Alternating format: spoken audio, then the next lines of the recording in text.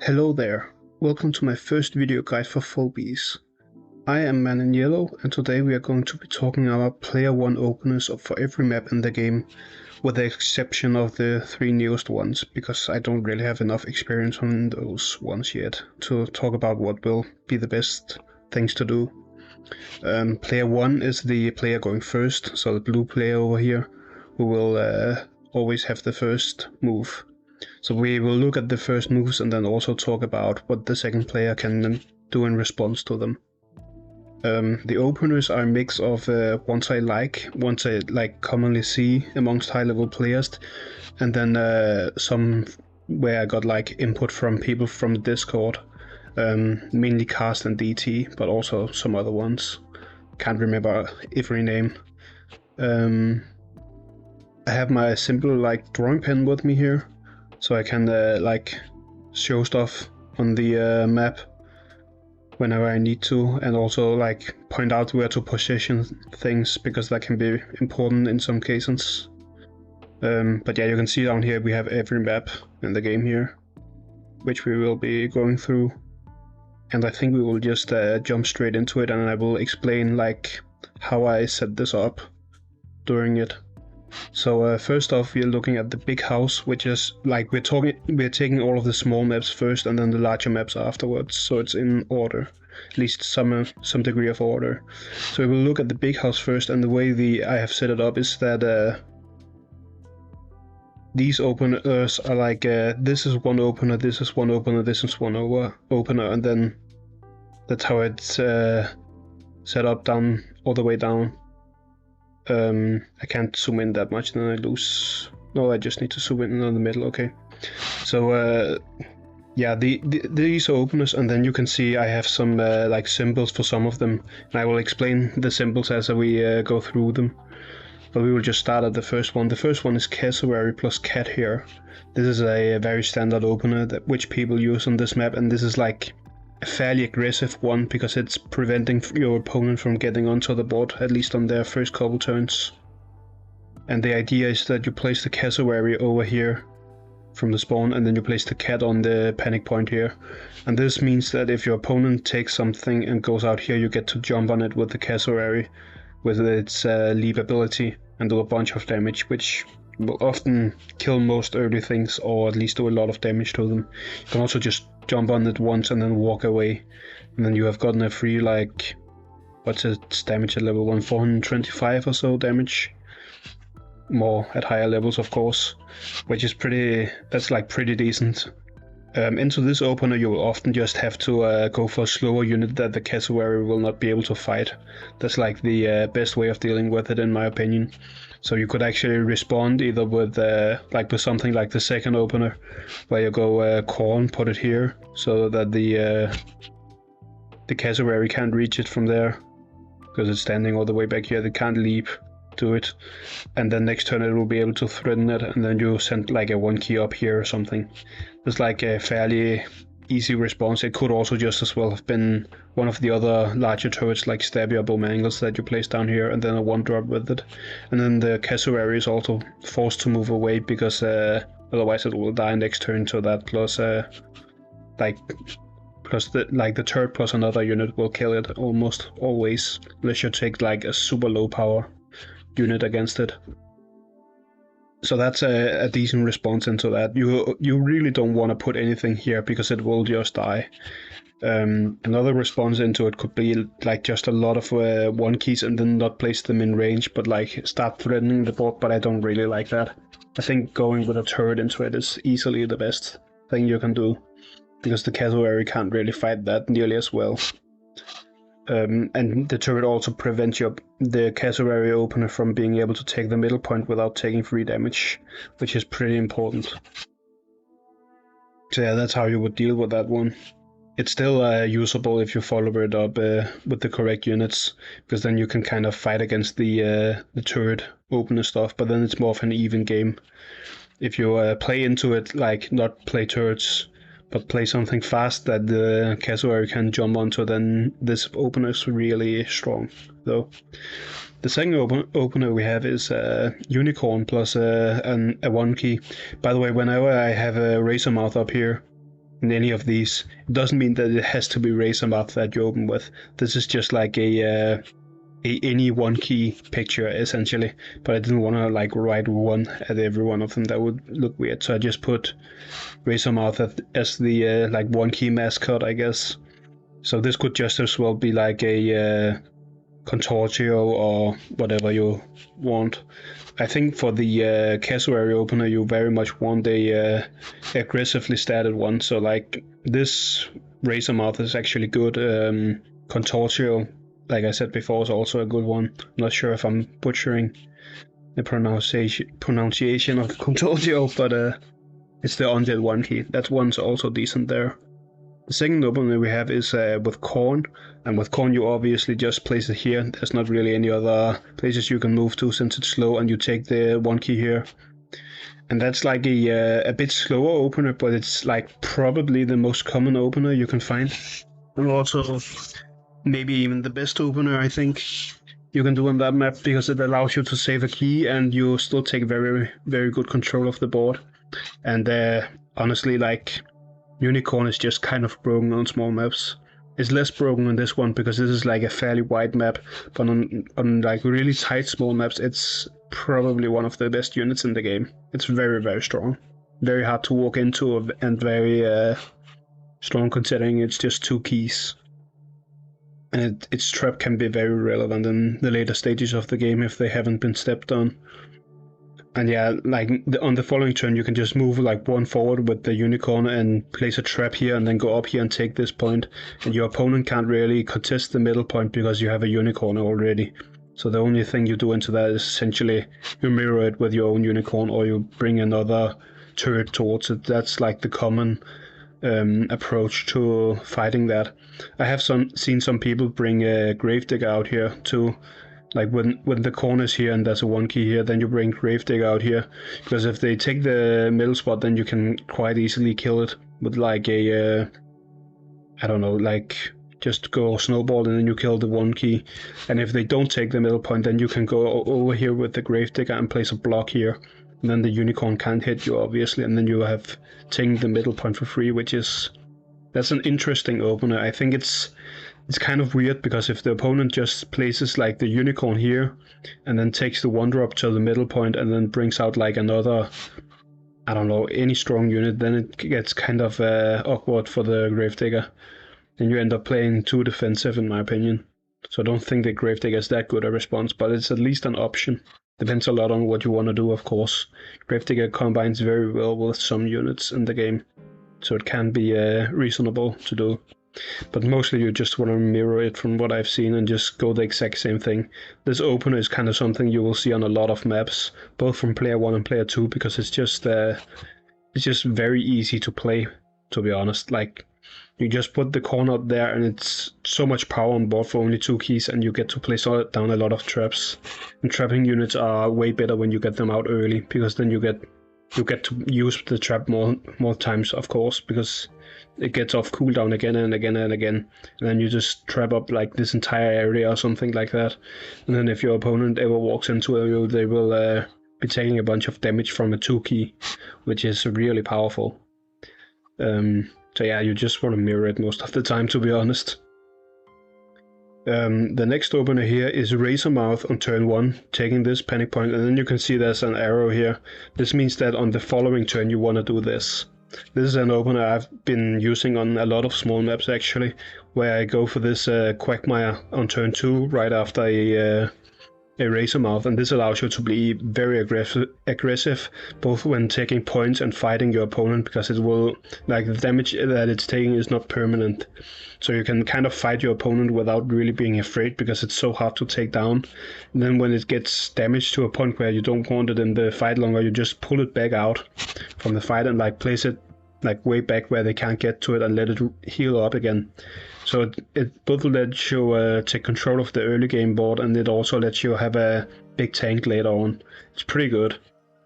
The main weakness is, of course, you have 2 melee units, and so it's kind of hard to fight like against a turret. You can do some damage to it and then run away, but you kind of have to follow it up with some decent range units. Otherwise, it will be way too slow because melee units kind of have the problem of not being able to fight against multiple enemies very, very well, because you just kind of kite it around while shooting at it, which makes it very hard for the Quagmire player. But you can take pretty much any point with it very early on, and you can like be aggressive if the opponent also has some 1-keys. Another weakness is of course that your initial turn is kind of weak, but it's like made up for when you get the Quagmire out there. You usually just place the 1-key here, then take this point and like get the Quagmire over here, I think. Can also put it here, but I think this is just the best spot for it. Just here it can reach like, it can reach here and you can walk it up to reach here and fight enemies like that. Like, it's a pretty good place to have it early on.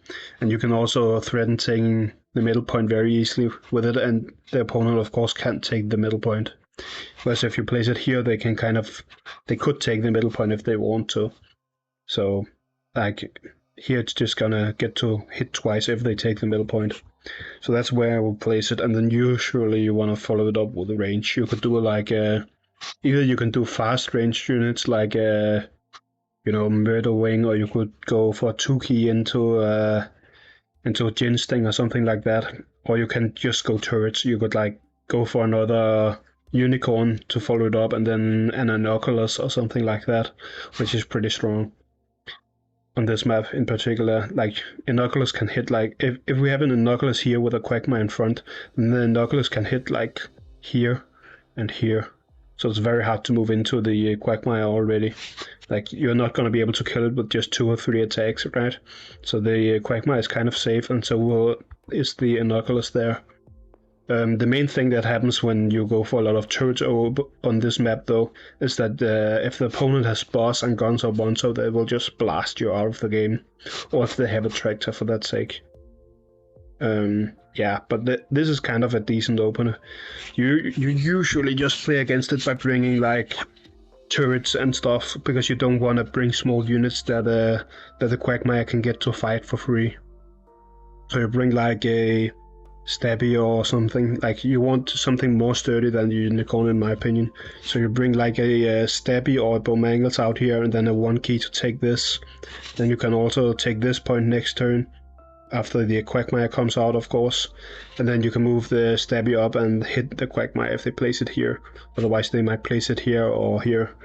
And then you can just move it forward even more, because you have the range advantage, and then you can follow it up with some other strong units behind it. So that's kind of how you would respond to the Quagmire, I think. Snowball is a opener I see a lot on this map, which I don't really like, to be honest.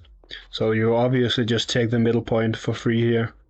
This is like the very common thing to do with Snowball. But if you do that, like, your opponent could just place a 1-key here and then put their own Snowball and fire it. They can also just take a Snowball, their own Snowball, fire it, and place a 1-key here if they want to, and ignore that you get to fireball them back. But then they will just take this point again next turn, or they will fight your Snowball and chase it down all over the map, which makes it kind of weird. And I'm not really a fan of using Snowball on turn 1, to be honest, because you kind of want it from the spawn. Because if you have it from the spawn, you're always threatening like an additional 400 to 500 damage, depending on your level, of course, where the Snowball can run out and then fireball something like standing here or here, which is a pretty good threat to have, because it makes it far harder to walk into you. Like, if you have a Snowball and a jar cannon and you have saved up a bunch of keys, then if the opponent walks into you, they have to take into consideration that they will be taking a bunch of extra damage, because you can just summon something from the vault and hit them. So I'm a big fan of not using Snowball turn 1 on maps like these. Like, on most small maps, I don't think you really should be using Snowball as an opener, even though it's very common. But yeah, you can respond to it either, like I said, with placing the 1-key here and the Snowball here, or 1-key here and Snowball here, and like fireballing it to be aggressive. You could also do something like take a creep here, which is the 2 key on that can throw poison, and then put a unicorn here or something like that. In that case, the snowball can't hit because it's line of sight, so it can't hit here, and then the snowball will most likely have to move to either of these points to try and capture it, but then the creep can move forward and poison it. And the creep really shouldn't die because they don't have any other power on the board than the snowball, and it's not enough to one-hit it. So you can kind of waste their muffin top or the healing tools, or force them to bring them early at least by poisoning the snowball. And it's also just creep is also just decent on this map, I think, to be honest. So yeah, that's another thing you could do into it. I'm not a fan of going slow into a snowball opener, so you shouldn't go like turret into here and a 1 key here or something like that. I don't think that's very good into snowball openers. I think you have to kind of match their speed, I guess. So yeah, that's how you would deal with that on this map. On a lot of the other maps you will see that it's kind of the same. So I will just explain quickly there if it's the exact same thing. Then we have a 3 key turret opener. It's called turrets when they are slow but like tanky and ranged units. We call that turrets, or at least pretty much everyone in the community does. And these are like the two most common turrets that you see, other than maybe unicorn in my opinion, at high levels of play. And they are also the two starting ones. You'll get one of these from your starting pack with Vendy, so everyone will have them. I think Bowmangles is a bit better for being aggressive because it has higher stats, like its attack power is higher and its health is higher, whereas a Stabby is more like it's general use and it's better for phobie combat, whereas this is better for threatening the opponent's heart or like threatening to burst down a unit. But they're fairly similar on this map, at least in my opinion. So you will just do the exact same thing as when you go for the corn and place it here, because there's no other option. And then you will probably be taking this next turn, or you will be walking it up here and then taking this with another unit, depending on what you do. The good thing about getting a turret online early is that you can kind of pressure your opponent actually by walking it up here. And then it becomes kind of hard for your opponent to do a lot of stuff. Of course, they will probably take this point before, but you can move it forward and be very aggressive, since turrets are very hard to take down.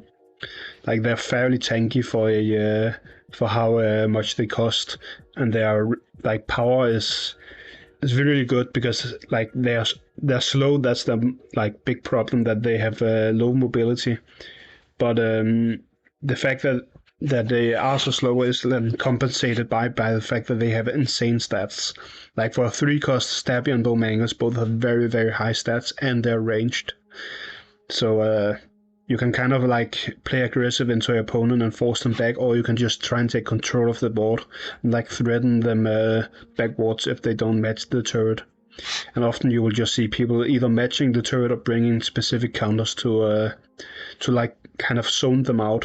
So if the opponent goes Stabby here, you could again use creep and like put the creep over here, because then the Stabby kind of can't go here or here because it will just get shot for free by the creep, and you don't have to worry about snowball because it can't reach.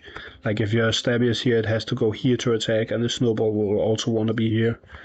So you can't even snowball it if you put the creep all the way out here, and it kind of zones off the Stabby, I guess. They can just move forward and hit you and then use Muffin Top on it after, if they really want to, but then you get to like take the Muffin Top key and then walk away with the creep, and at some point you can walk into the middle to recapture this and then spit on something again. So then the creep has done its job and it's gone heat positive most of the time, in which case you're very happy. That's kind of like the good thing with creep, if you can make that happen. But the Bowmangles, there isn't really a creep in the same way, because it's a mechanical phobia, and you're not going to bring out some weird electricals to deal with it like that. So that's a bit it's a bit more safe, but I think the Stabby is better for actual combat, like if the opponent is going into you and fighting you, because this passive of Stabby to deal the return damage is very strong in combat, of course. So it kind of depends on what your game plan is, if you want to play very aggressive and try and fight them, or you want to just take control of the board. If you're taking control of the board, you want the Stab. If you want to play aggressive, I think Bowmangles is better, essentially. They're both decent-ish openers, in my opinion. The opponent can either respond by taking the middle point with Snowball and just taking a free hit, which I don't really like, because then they'll probably just take the point after that with their own unit, so I don't think that's a good response. But a good response is usually to either go with your own turrets or to zone them with either stabby or creep, depending on what they go. You can place the cassowary here. Wait, did I say stabby or creep? I mean cassowary or creep. You can place either the cassowary or creep here, and then it will be able to take whatever they put here for free, even if they get a free hit on you. But you get to hit them back, so that's fine. That's like you can either try and go aggressive into them, or you can just match the turrets essentially. Those are your two options in my opinion. Then we have the last pick here, which is the Gravedigger. And with the Gravedigger, you actually want to move it onto the point here, and then you're threatening the opponent to put a unit out here, because if they don't, you will walk up here and you will place a block here, and then the Gravedigger will not be attacked by anything unless it's a lobber, I guess. Like they could go jar cannon or spot or something into it, but you don't really see that a lot. So you can use it for that, and if they do place units out here and be aggressive about defending the middle point, well, for one, they're going for smaller units then, which you are happy about. But then you can also just either walk up here and take this point, which is fine, or you can actually break one of these blocks. And the reason why you want to break these middle blocks, and also I guess some of the blocks on the sides, is to make it makes your force have more space to move around. Like it essentially just means that you can move around the ball a lot easier, and it also makes it harder to walk into you, because like if I have a turret here and something with range here, then if you walk in here you will only be taking 2 hits, right? Because I can't have anything here. But if this is block is gone, then I could have something here and here, and then walking in here means I can do 2 hits here, 2 hits here, and 2 hits here, and then that's suddenly a lot more damage. Instead of having them over here. So it means that your entire team ends up being able to like work together better, I guess. Again, the bad thing about doing this though is that you mostly use turrets while doing this, and like set up a strong board that can move forward with turrets. And the problem with turrets on this map is that people will often just go boss into you or some other big AoE units with a buffer, and then that becomes like very bad for you. Boss is easily the hardest one to beat for turret users, because boss is a hard counter to turrets due to the fire damage. Like it creates a big fire field whenever it uses its ability, which makes it very hard to fight back, because you have to move back out or you take a bunch of damage from the burn. And the burn lasts two whole turns, which means if you're staying, you're taking so much damage. Like the fire is really not a joke on that ability. It will do so much damage if you stay to fight, but if you just pull out, then they will just keep on repeating it until your units die. So you can't really do that either. And breaking this block so that they are more, your force is more focused, is actually worse against boss, because then he will hit more units. So the problem with that is kind of just that you lose to boss. If you know that your opponent doesn't have boss, like if it's someone you have faced before, or if you're just at a low enough rank where you wouldn't expect it, then the Gravedigger is very good in my opinion, though. Yeah, like I said, how do you counter it? You essentially just move units out here to threaten the Gravedigger. Like I would recommend going creep here. Actually, creep is very good into Gravedigger. That's kind of Gravedigger's hardest counter in my opinion. Even though it doesn't fully kill it with the poison, it does a lot of damage, and it's very annoying. Because it zones it also. But you could go like creep plus a 1 key or something like that, or just place creep here and get a unicorn again, or whatever you want. You could also just place an aggressive unit here, or 1 key here even, and go for a turret here. Like you could go stabby up here and then take a 1 key and place here. And that would be perfectly fine for defending too. You can even, I don't think you should place the 1 key here actually, because then he would just block it. But you have to essentially just put a unit here, is the entire thing against the Gravedigger. Or you have to bring your own Gravedigger. You can also do that if you really want to. And you can if you bring your own Gravedigger and then you bring a Sargassum, like another good 1-key poison unit. I think Sargassum isn't the only like really good one, but you could also try Henrietta. Henrietta is just a lot worse. But you could go like your own Gravedigger here and then place a Sargassum one of these places. With the creep opener, you could also just go up here and put the creep there if you really want to. Because then if he blocks here, you can still walk around to poison, and the same thing if you place it here and he place a block here. So the creep can actually be pretty much anywhere in any of these spaces. Oh no, it can't reach there. So it can be in any of these spaces if you want to. Essentially. You can't really place the creep here, though. I don't know if I accidentally said that you could, but if you place the creep here against the Gravedigger, they will block you out. So don't do that. You essentially just want to try and counterplay whatever your opponent is doing. And that's the same for pretty much every map, but especially this one, because it's like a... sorry about that. It's a very big and open map, considering that it's still a small map. Like a lot of the other maps are a lot more cramped and don't take nearly as long to walk out of. So if you lose control of the board early on, you will often just have a very hard time to making a comeback on this map, because like your units will take so long to arrive. Like if I'm behind here and I bring out a stabby, then it will move here and then it has to move here afterwards. That's like 2 whole turns of doing nothing a lot of the time. Maybe you get 1 hit or something, but it's still very, very slow. So you kind of have to make sure that you keep up with the opponent here, in my opinion. On a lot of maps you can just kind of not a lot, but on some small maps you can kind of ignore tempo though, which is and then just save for big units. But this isn't one of them, in my opinion. On this map you kind of have to contest the opponent to at least a certain degree before you start saving up for anything big. Later on in the game, lobbers are also very good here, unless of course they've destroyed all of the blocks for some reason with the Gravedigger. But otherwise, lobbers are very good here.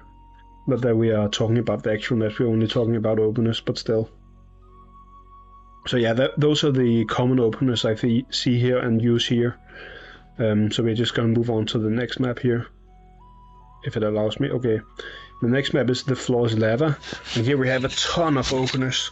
Some of them are very similar to the others, though. So we first have Castle. These are all the same actually, but they're kind of, some of them are a bit different. The Cassowary opener, you really want to place the Cassowary here and the 1 key here.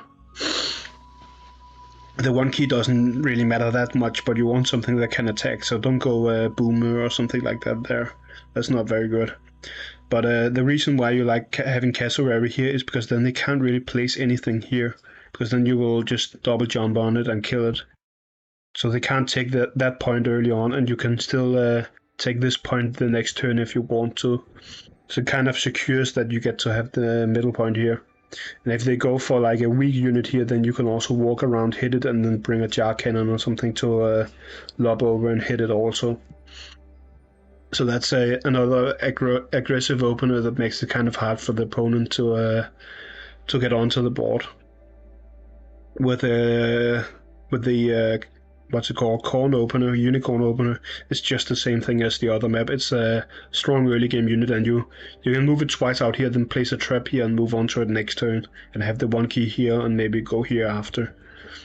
And on this map it's pretty important in my opinion to take control of this point early on with a turret. So like have a turret that just stands here, because then if the opponent moves in here, you get to have a bit of advantage on trading with the turrets. This is also the same thing. You just go for 1 key either here or here, and then you bring a Quagmire to fight. I like that opener a lot less on this map, because the opponent has a very easy time summoning something from the spawn and attacking.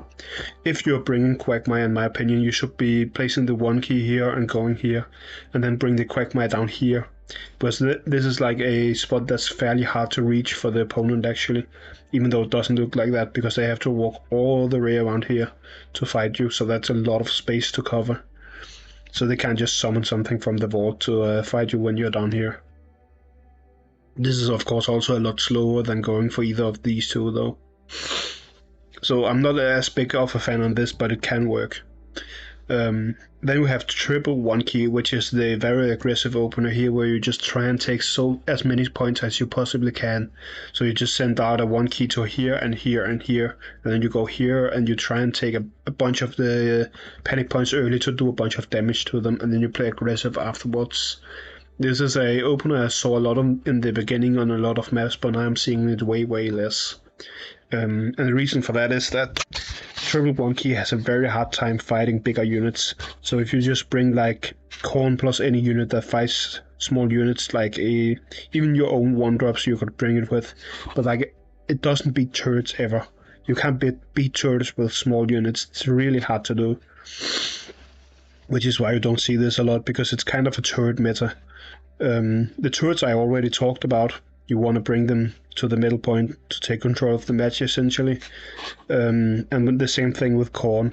Here you could go Corn into Anoculus directly after, which gives you a lot of range. It's of course very slow on the board though here, because you actually want to take a lot of these points. So this is maybe one of the worst maps for doing this on. But it's still usable. Then we have the Quagmire opener here.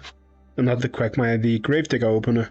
For some reason I'm mixing around the names, which is to just go here and break this block. That's what I do at least. And breaking this block allows you to have a much easier time taking this point for one, and it also allows you to move your units around better. Like I said before, it's just for creating more space. And it's also like a decent unit to have on this map. You could do something like break this block, then use it to take some of these points, then bring it up here at some point, and then try and put a block here with it. Like you walk onto this point and place a block here or something. And then the opponent has a very hard time moving up unless they bring their own Gravedigger to also break this. Gravedigger is just a very good unit on a lot of maps, because it gives you so much utility for only 3 keys. Like being able to destroy or break or create obstacles is a very big deal. So, like you can see, a lot of the openers are actually the same thing on the small maps. You bring some of these good early fighting units, and then you kind of just have to take control of the board and decide what you're doing after. Then we have Biff's school, excuse me. And here we can see it's pretty much the exact same openers you're seeing again and again and again. We have the cassowary one here, where you take this with a 1 key and then you bring the cassowary here, or you bring it up here, depending on whatever you like. Which means the opponent can't take the middle point anymore, because you will be able to double jump with the cassowary from whichever position you have it. I like placing the cassowary here more, because then you're also threatening like these spaces. And we have the Corn opener, which is just the slower early opener,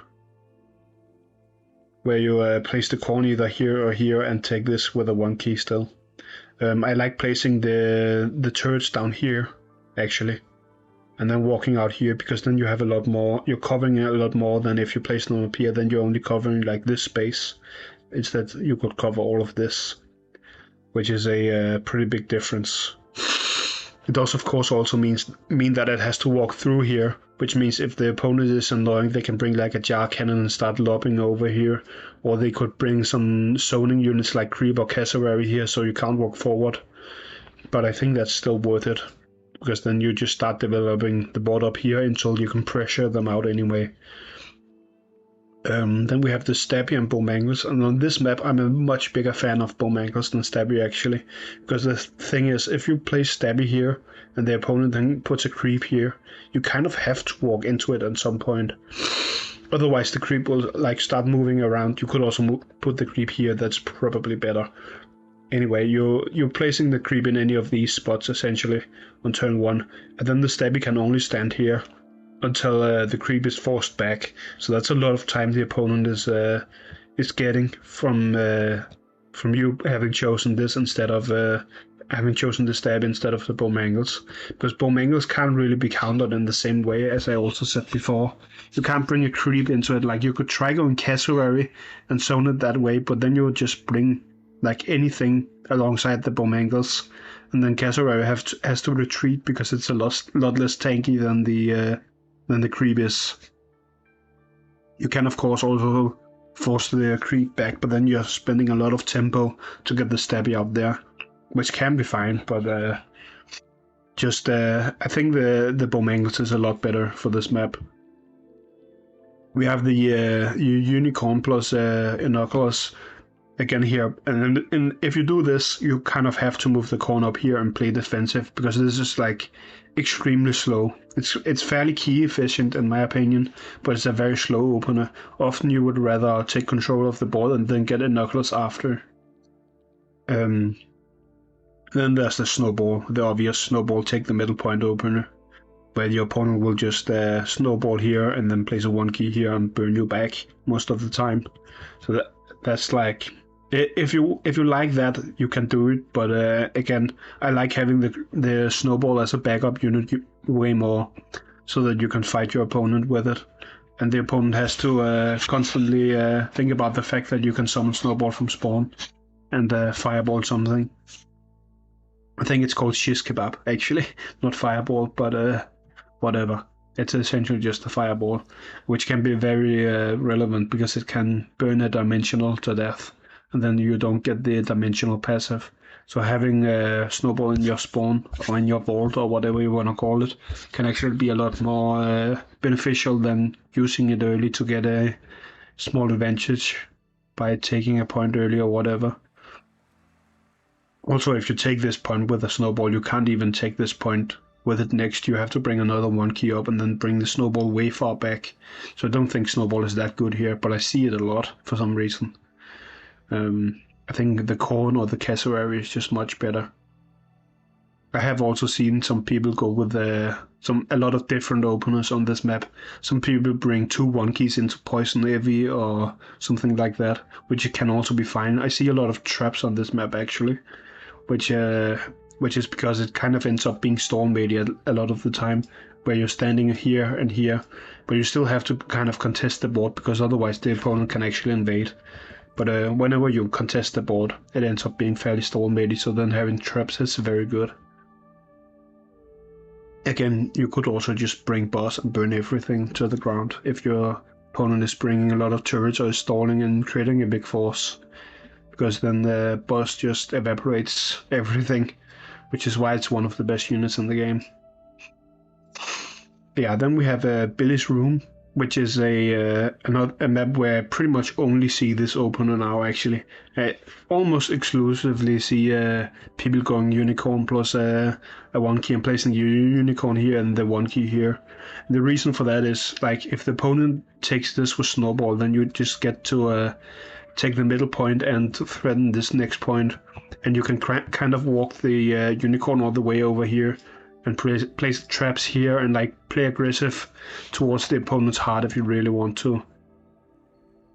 Of course, a lot of the time they will bring a jar cannon and then the unicorn kind of has to back off, but it at least forces them to do stuff, which is usually a very good thing for you if they're forced to bring specific units, because then you can bring the counterplay to them and kind of then you get to take control of the game. Like you decide what's happening, which is usually a win if you're the one deciding everything.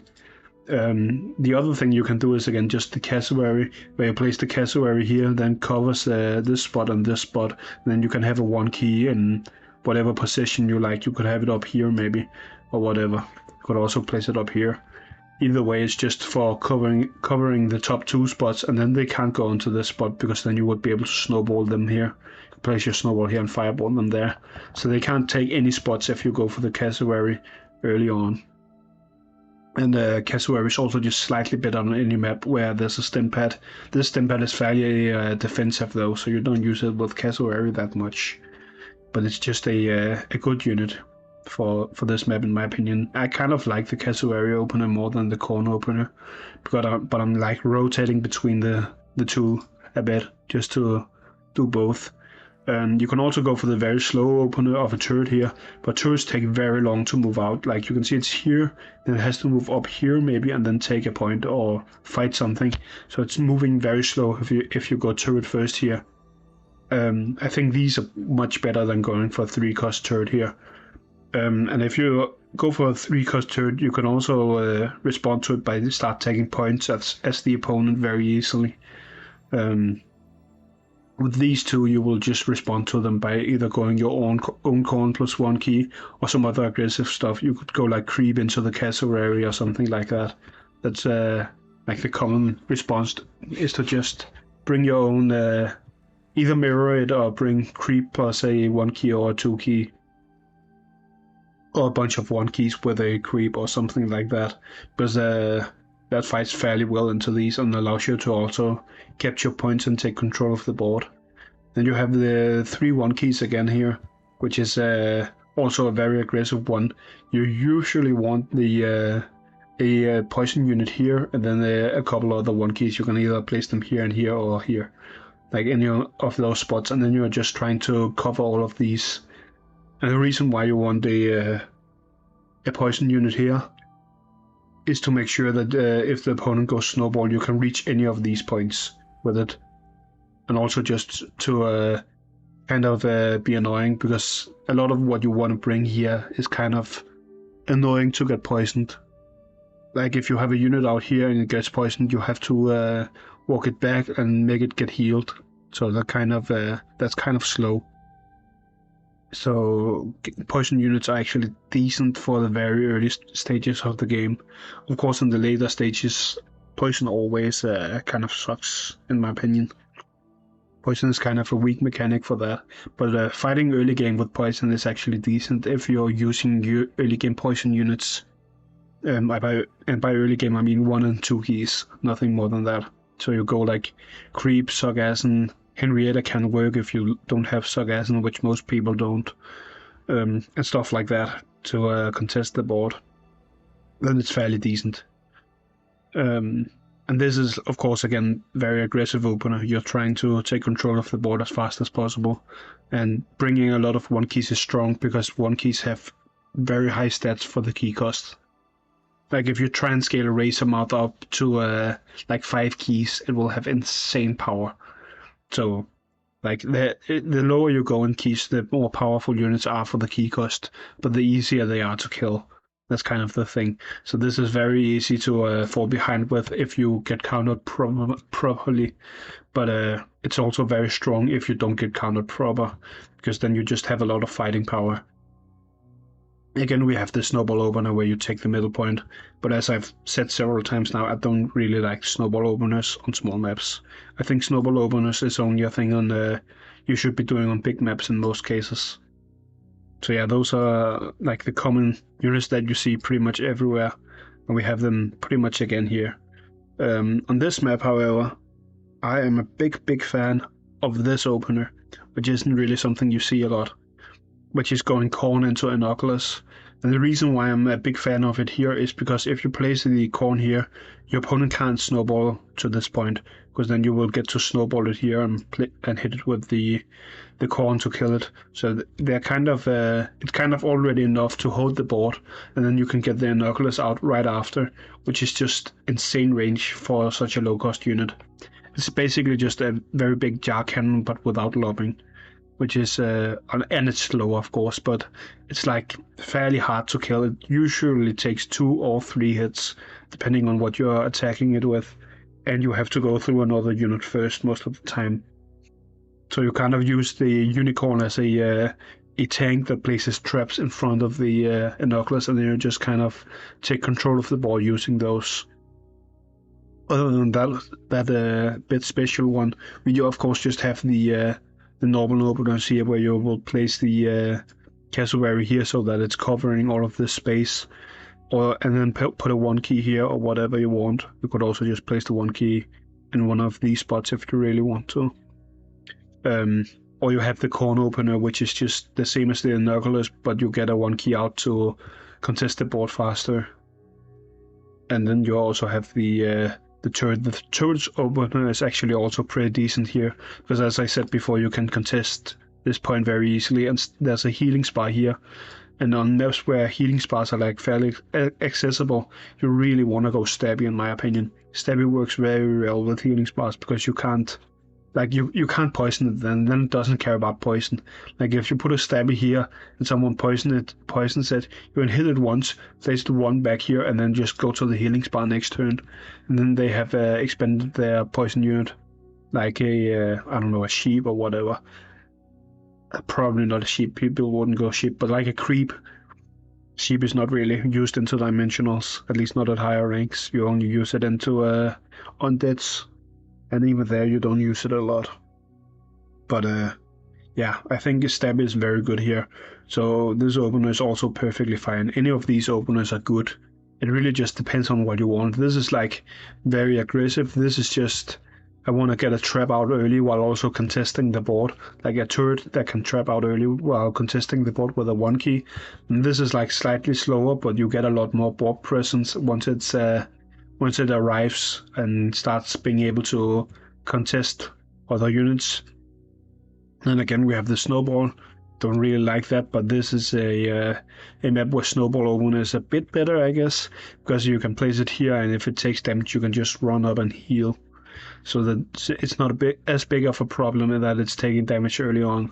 But I'm still not a big fan of snowball openers on small maps because it's just you would just rather have it in your vault, in my opinion, a lot of the time.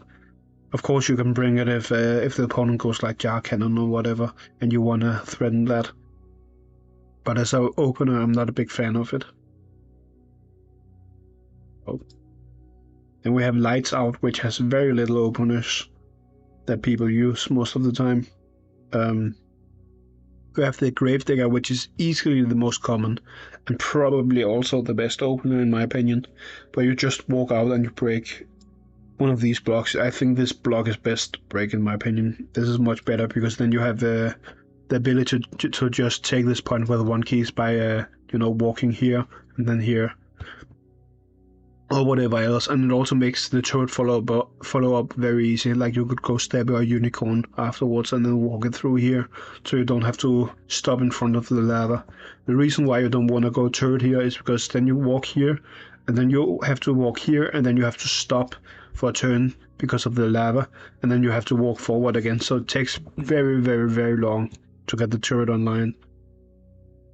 You can also break this here and then go place a turret here if you like that more, and then it can kind of contest this and your opponent's units here, which is also fairly strong. Either path is good, really. It just depends on whether you want to take control of this part more or this part more. Personally, I like this top part more, which is why I think breaking this is the best thing to do with the Gravedigger. Gravedigger is also just good because you can break this for one. If you have control of the board, then it's good to break this, or you can make like a bunch of plays with breaking the opponent's block or whatever. So it's a decent unit here, and you kind of need to break these. It's very hard to play without breaking these. Then you have the fast openers, which is you run something here, or you fly the castle, or not the cassowary, the Murderwing over to this point to take it early, and then you go down and take this after. Most of the time when people do this, they will just go spot and then lob onto you, and then move their own spot down here, so you have to go back again, which is why I'm not a big fan of this. This feels like it's good for taking points early, but you lose a lot of tempo after you have taken the points. So I'm not a big fan of these two. I think the Gravedigger is just the best easily. And you usually respond to the Gravedigger by going with your own Gravedigger. You can in my opinion, the best thing to do is going with your own Gravedigger, breaking this block, and then getting anything out here. Like you can place a unit here, which will then be able to attack the Gravedigger. Like if you have the actually not there here actually. Like you break this block, actually you can break either of these blocks and place a 1 key on it, just to contest the board. Your opponent might then snowball and then kill it with the Gravedigger, but then you get to snowball them back, so that's not really a big problem. At least if you have broken this, you get to snowball them back. If you break this, you want to place the 1 key here, because then they can't snowball it. Then the snowball will only reach here. But you can place it here if you want to. Like if the opponent breaks this block and you break this block, and you have a Gravedigger here and a 1 key here, then they could in theory kill this unit and walk a snowball here, but then you get to poison the Gravedigger with creep and whatever, so that's kind of fine. You can also just choose to not go for a 1 key when countering it and just bring the Gravedigger up and break, and then like either contest down here with the 1 key or just save a key, depending on what you like. Then we have the Quagmire opener again, where you bring a 1 key, which is kind of slow. Like you have a 1 key that walks out here, and then after that you bring the Quagmire to like fight the opponent's early game again. And the Quagmire can actually go onto any of these spaces immediately, so you get to be a point further out because it just heals the damage anyway. So it's not really a problem that it's standing on lava. This is kind of slow though. Like your opponent could go for their own Gravedigger then and break stuff and then walk over here, or they could fly or run to this point with their own Snowball or Murderwing, and in that case you would not really have a way to kill their unit, unless the 1 key you bring out here has a lot of attack power. You can like either you're over leveled or you just have a high level spot or something, then you could kind of do this and fight them. You can also like go Hevo or go for another thing and then fight this here. So they usually don't go for these, because then you get to respond to them very easily. But they could do it, and if you don't have an answer to it, then it's really bad for you. But they can also just break this block and start contesting the board anyway, which is the problem with this opener. Then once they take back this point, it's very hard for you to get onto here, unless you bring your own Gravedigger immediately after. But as I said, you don't really want to bring the Gravedigger alongside these, because then you have too many melee units. You want some ranged units alongside this. So this is kind of weird for this map, because these blocks kind of have to go for you to be able to play the game proper. So yeah, I think the Gravedigger is just the best, but I also included some of the other ones that I have seen just to have them there. Then we have Redrum, which is also a map where I kind of like Gravedigger actually, because you can break this block, or you can move up and be aggressive about placing a block here. You can also place a block here instead if you're afraid of the opponent walking out and like breaking this block with their own Gravedigger and then going on the aggressive. The good thing about placing a block here is you can then place turrets here. This is of course if you're already way ahead in the game, and then you can just kind of attack the opponent's hard, and they can only fight you with 1 or 2 units at a time. So then that will be a lot better for you, but of course this is only if you manage to pull ahead already, that the Gravedigger will get to place blocks up in this area. Outside of that, it's just for breaking this block to make space, because otherwise you can only have units right here, and then if your opponent has units in all of these areas, then it's very hard for that 1 unit to fight that many units, for obvious reasons. So yeah, that's the good thing about the Gravedigger. You can go the Quagmire thing here again, if you like to, but I'm not a big fan of it on this map either, to be honest, because it's kind of I feel like this is a turret map, to be honest, where you kind of want to bring out turrets fairly early on and like take control of this part of the map at least. Then you start advancing toward the opponent, or if it's for the opponent you want to take control of this part, of course. And then you start fighting here in the middle.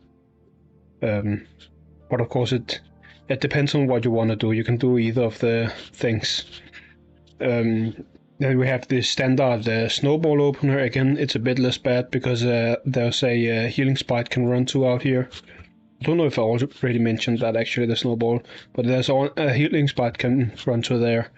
And these are just the standard openers again, where if you bring the cassowary out here, it covers both this spot and this spot, and it can walk down here if you need to, and you will have 1 key standing here, so you are also kind of covering all of this.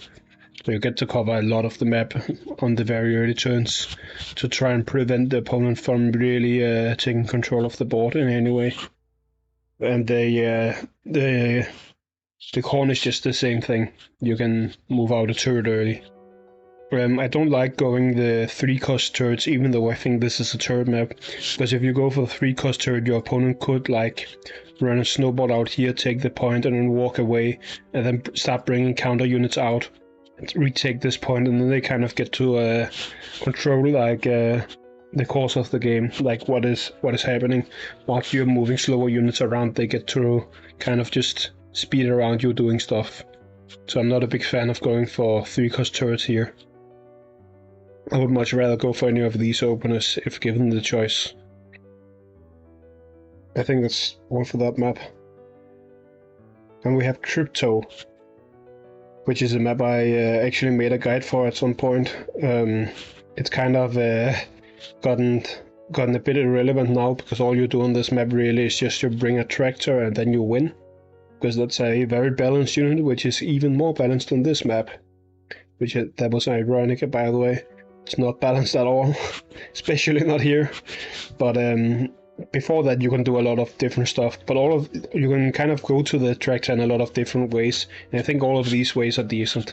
You can bring the Gravedigger here, which allows you to break these blocks, so you have faster. Like, you can move out onto the map much faster instead of having to go, you go all the way around here to just reach here. You can just go directly there. The Gravedigger is also just good because you can break these blocks if you need line of sight to hit something here. And it's also used for if you're doing honey bear, then you break this of the opponent's block and then you can place honey bear pools here. Unfortunately, honey bear is not nearly as good as it used to be on this map, because honey bear strategies kind of get countered by just going a tractor or saving up for a boss combo or whatever you want to do. Like the big in-game combos is what it's having a hard time against. Then you can go for the standard corn opener here, where you just get the corn out and start placing traps on it and use the run drop to take control of points if possible and stuff like that. And then there's again the standard 3-cost opener. Again, there's a healing spot right next to a point. I'm putting the stabby up here if I'm going for a 3-cost opener. I think bomb angles is less good on this map. This is a stabby angle in my opinion. And then we have the corner opener into Anoculus again here, which is fairly easy to do here, because even if your opponent runs to this point with something, you can just fly over and hit it with Murder Wings Monty, like with the meatball it throws out or whatever the hell it is. So that way you're still contesting this point even if you go very slow. And on this map you kind of don't need a lot to actually defend the map, so you can kind of save up a lot of keys very easily. That you can also see on this last opener, which is double saving. So you go a 1 key, place it here, take control of this. Then your opponent probably goes for some kind of counter where you just put out some units here, or you break this and put out a unit here or whatever. Then you bring the 1 key anywhere, just maybe here, so it can protect the middle point for a turn or so.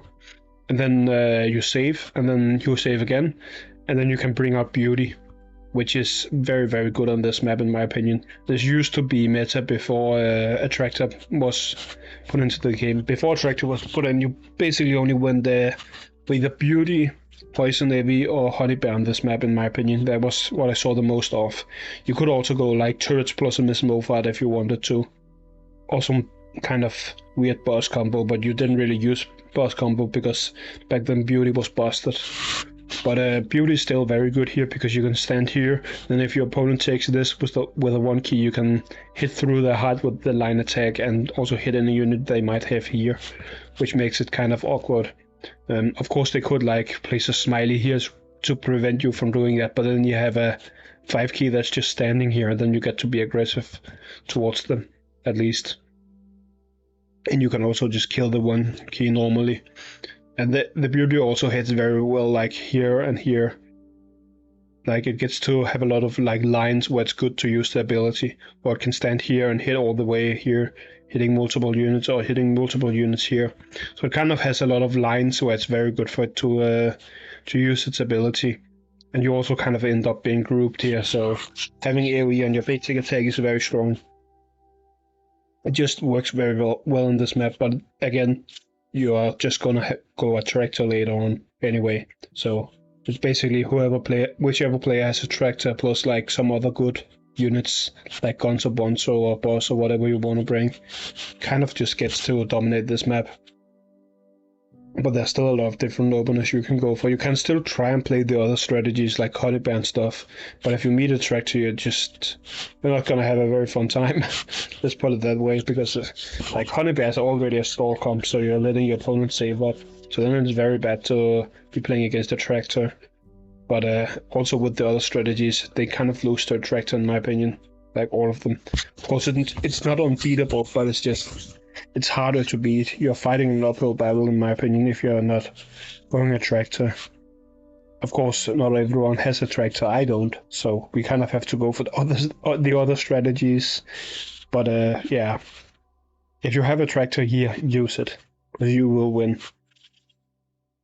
Then there's the penny drop. All of these kind of have a labyrinth in the back. This one also has it.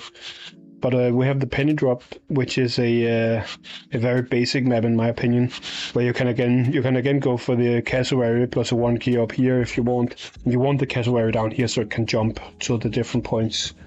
Or you can just go for corn and the 1 key, and then you have snowball to threaten so your opponent can't move on to the board in any way.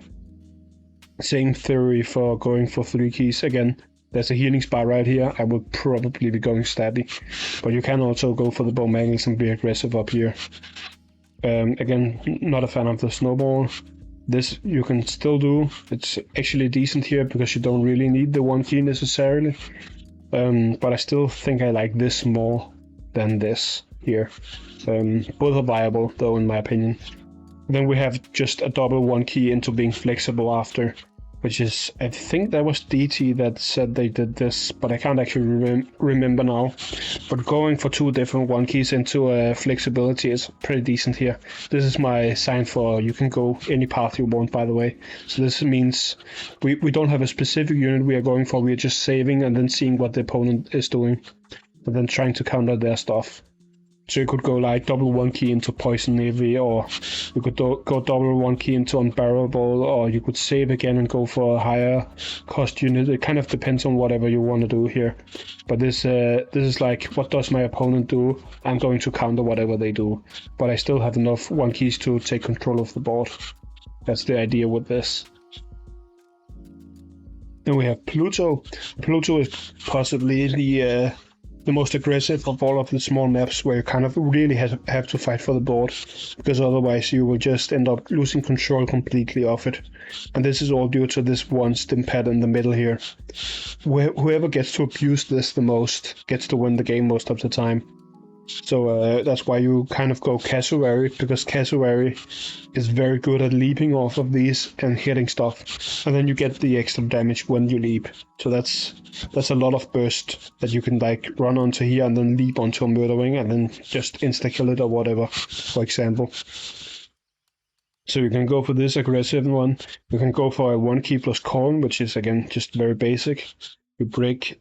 Oh, you bring up the corn here, and then you take a 1 key here, take this, and then you take this next, and you try and contest the board with the unicorn here.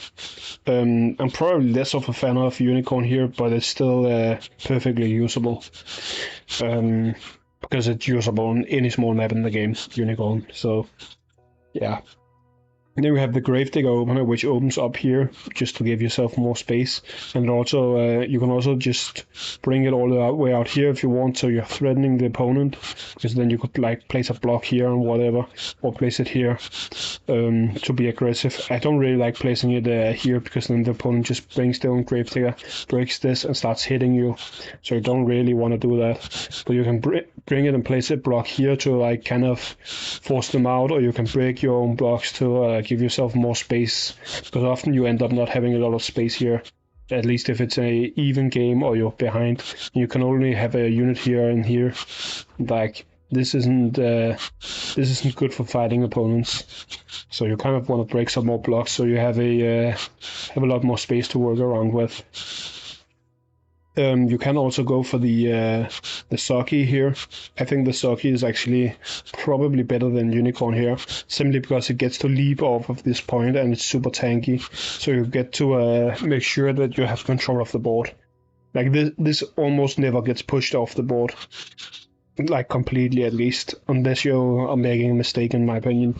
It is, however, a bit slow because Saki is a very slow unit, but it's very sturdy. It's hard to just break through.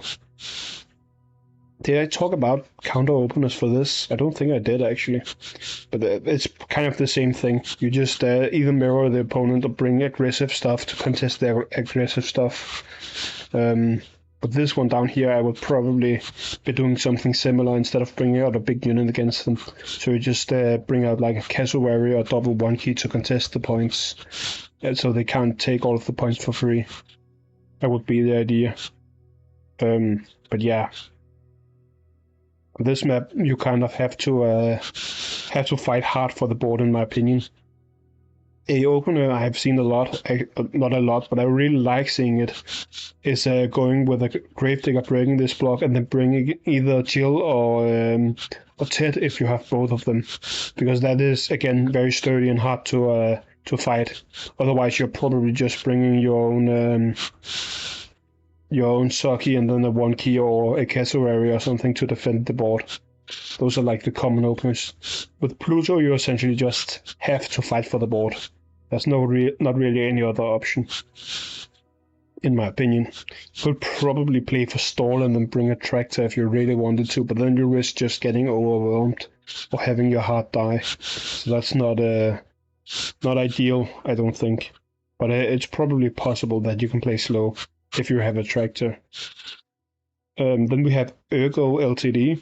And this is a map where I think Gravedigger is pretty much the only good opener. If you go for any of the other openers, it's because you're going Gravedigger on turn 2.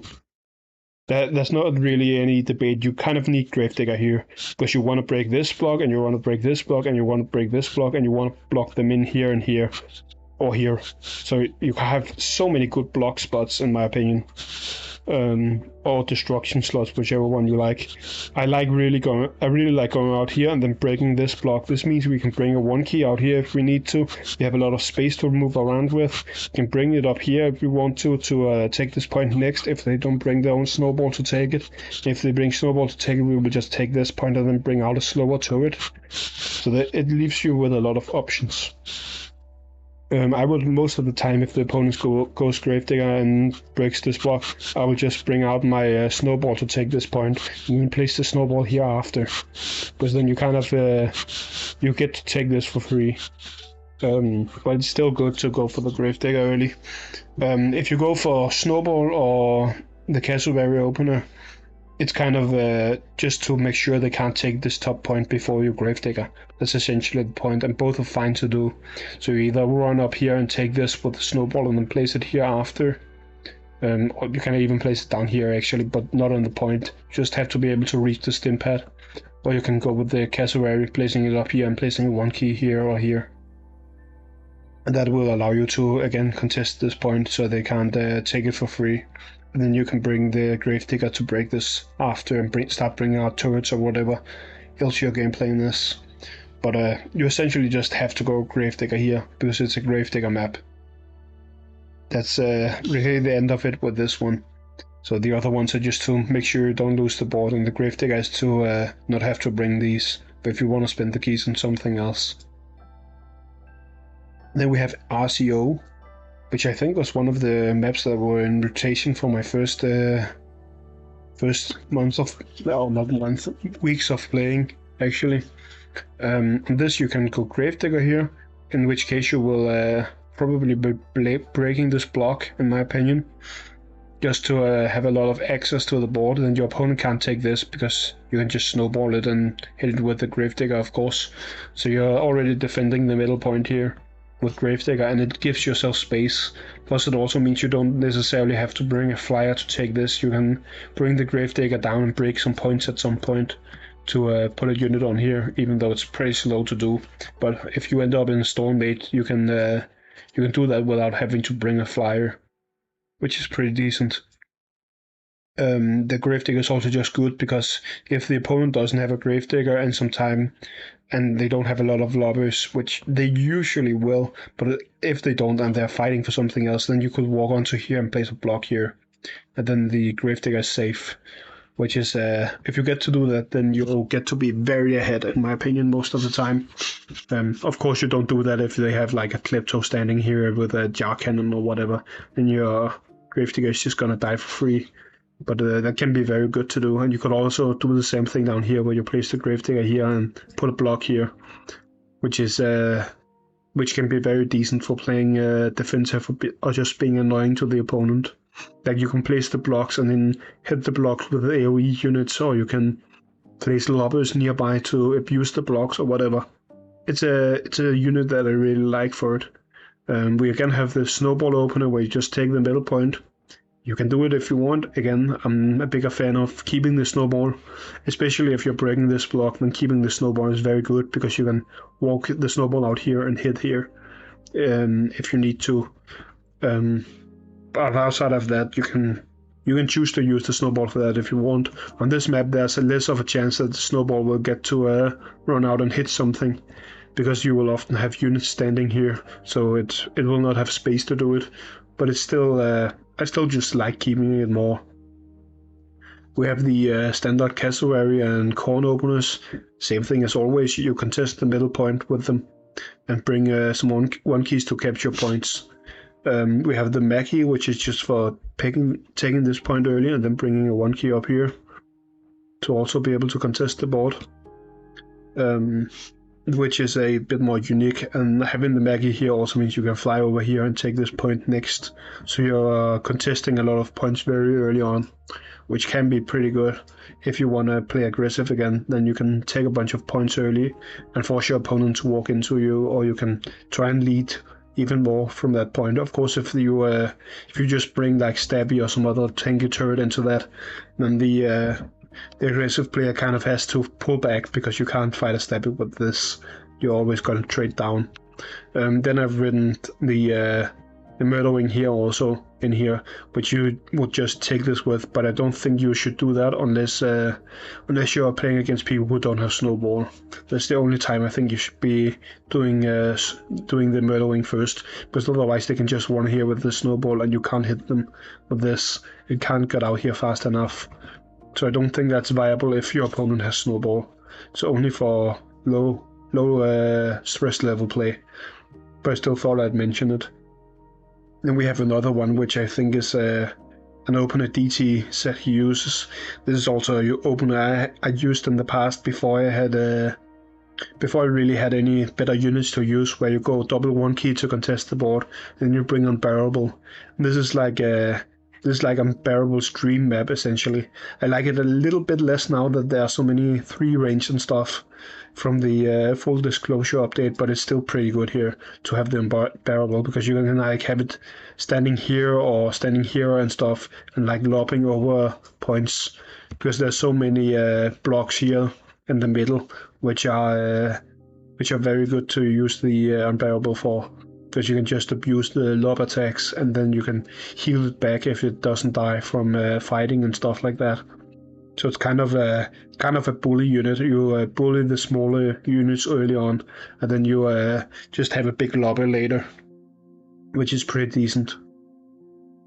I would say this is a pretty good opener, but again, it depends on what your game plan is. The Unbearable is very good even if you're doing any of these, though. I will say you can still bring it out later on in the match.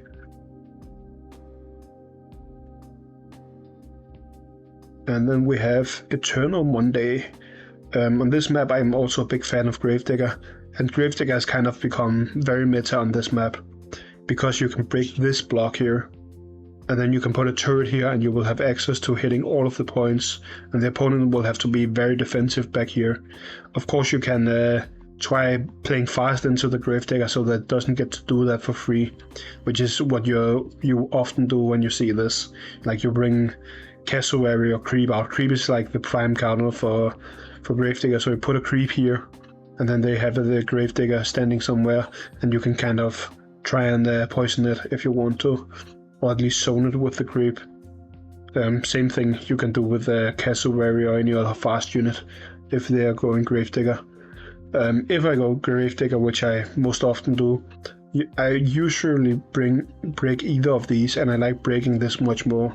I used to break this because then you can jar cannon here and just lob if you need to, but I think it's better to break here just to have space to move out here and be one faster with turrets to reach this point, or this point, whatever, whichever one you want to reach. So you can break this block to have more space essentially, and then you place the Gravedigger here for when it has its cooldown up, and you break this block too. And then you can start moving the turrets in here and like have other units like Inoculus or whatever standing behind to be aggressive. You can also walk Inoculus out here and then put it here and start hitting the opponents hard, which is like, it's fairly easy to play against because you can just place some aggressive units up here, but in that case you're kind of giving up this part of the board. So if they also have a stabby here, it becomes very easy for them to take control of all the points and just pull the Inoculus back. That's a very common game plan, because having an Inoculus that just attacks the heart again and again here is very annoying for the opponent. So they kind of have to try and deal with it in some way. Then we have the Snowball Opener. Again, not a big fan, but there's a healing spar, so you can do it, and it's like better than if there wasn't a healing spar. The Gravedigger or the Cassowary plus 1 key is just, again, the aggressive opener, and the same thing for the Corn plus 1 key. This you will just mirror, or at least try to contest the board still, because they are for taking control of these 2 points and just being safe essentially. The aggressive one is Cassowary, and the more passive one is still Unicorn. But you get traps, even like it's passive, but you get to have traps. Normally you would rather be offensive, but having the traps is a big deal. And then we have Quagmire again here. I really like Quagmire on this map, so I often go. I don't use it as much because I think the Gravedigger is just better, but going for the Quagmire opener can also still be very good. The Quagmire is like very good for fighting, and it can go onto the healing spot to recover health very quickly if it drops like very low. And if the opponent isn't bringing enough power, you can actually take the middle point or this point sometimes for free with the Quagmire. You just have to calculate in that they can do like Murder Wing or have Jar Cannon here or whatever, because otherwise you might have it die to like a surprise attack from the vault, which you don't want. But you can contest the points very easily using it, and it's just good for fighting also. Against this opener, you just want to bring units out to take control of the board, of course, because this is fairly slow. So you want like some sturdy units that the Quagmire can't kill in 2 hits, but which can still take control of the points. So either turrets, or you can bring like Cassowary to be aggressive and then stay a bit away so it can heal back off if the Quagmire goes into it or whatever. But you just want to contest the board against the Quagmire. Then we have Fornacified here, which is a bit of a weird map, because again you really want to you have to either play for breaking these breaking these blocks, or you have to not break these blocks at all.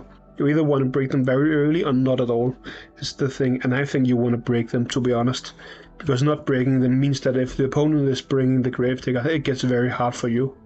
So my usual opener is just to walk here and then break the middle block, and then we can bring out a Stabby or a Corn or whatever we want next turn, and we can bring the Gravedigger over here to take this point and still be in range of the stim pad to be able to play a bit aggressive, or at least zone them from being able to walk out here. So I think the Gravedigger is pretty damn good. You can also go with any of these. The Corn is rather slow to do, I think. I think if you want to go Corn, you should just be going Gravedigger into Corn instead. But you can also play without it. Again, we have the Quagmire. I don't really like the Quagmire as much here, because you kind of want to break these, like I said before. So going for Quagmire is a bit weird. You only want to go for the Quagmire opener if you are going for a lobber strategy, where you bring lobbers and don't break these blocks. So you're just lobbing over the opponent's stuff. You can also again go for the 3 keys here, but they are very slow. Like you go out here, then you have to stop here, for a turn to take the point, and then you can start moving out here. So that's like gives your opponent a lot of time to also take control of the ball and bring out units to hold it back here. So you're kind of zoning yourself if you're doing that too early. So not that big a fan of the 3 keys. Again, you can go snowball, and again I would say it's much better to have it for being able to snipe things from the spawn. And I also put a note down here that you want to go for poison 1 keys if you can early on, like a Sargassum or Henrietta for these things, because they will almost always go for Gravedigger, and having Gravedigger into that is very good. And Creep is also good here if the opponent has Gravedigger or other undead units. If they're only playing for, if the Gravedigger is already dead, or if they didn't bring Gravedigger, then you don't want to go Creep, obviously, because it gets kind of weird with the healing spar. They will just run back to it, and then your Creep will have died for free. With the cassowary opener, you also really want the cassowary out here near the things, because you can jump off them, like I mentioned before, which is very powerful. You can also go Socky opener here, which is just the same thing as the corn, but I think the Socky is actually a bit better because you get to have much more power, and it's harder to hold it back by placing units here because it's so tanky. But yeah, I recommend just going for Gravedigger here and breaking the middle block, and then bringing turrets or whatever else you want to bring. I think that's easily the strongest thing to do. Being able to like break this and then bring 1 turret and then just bang for a big unit is also very viable. Then there's the Carousel, which is a map I'm not a big fan of, but I'm still putting it in here because I have to do all of the maps. We have the Gravedigger here, which can be used in 2 ways. Either you can break this block as a starting point, which means you are covering both of these points early on, because you can go snowball to either of them, and you also have the Gravedigger here, and you're giving yourself more space. Or you can place the Gravedigger like very forward facing, like all the way down here or whatever, and then you can try and put a block here, which forces the opponent to also go Gravedigger or just concede that you're taking the middle point for free, which they don't really want to. So you can try and be aggressive with it. I really like Gravedigger here because you can break this block, and then your line of sight attackers will be able to reach this much easier, especially if you have like a 3-range Inoculus or a Tractor or whatever you're bringing. It's a lot better because then you can have it standing up here and still reach all the way down here, for example. So I think Gravedigger is pretty good on this map.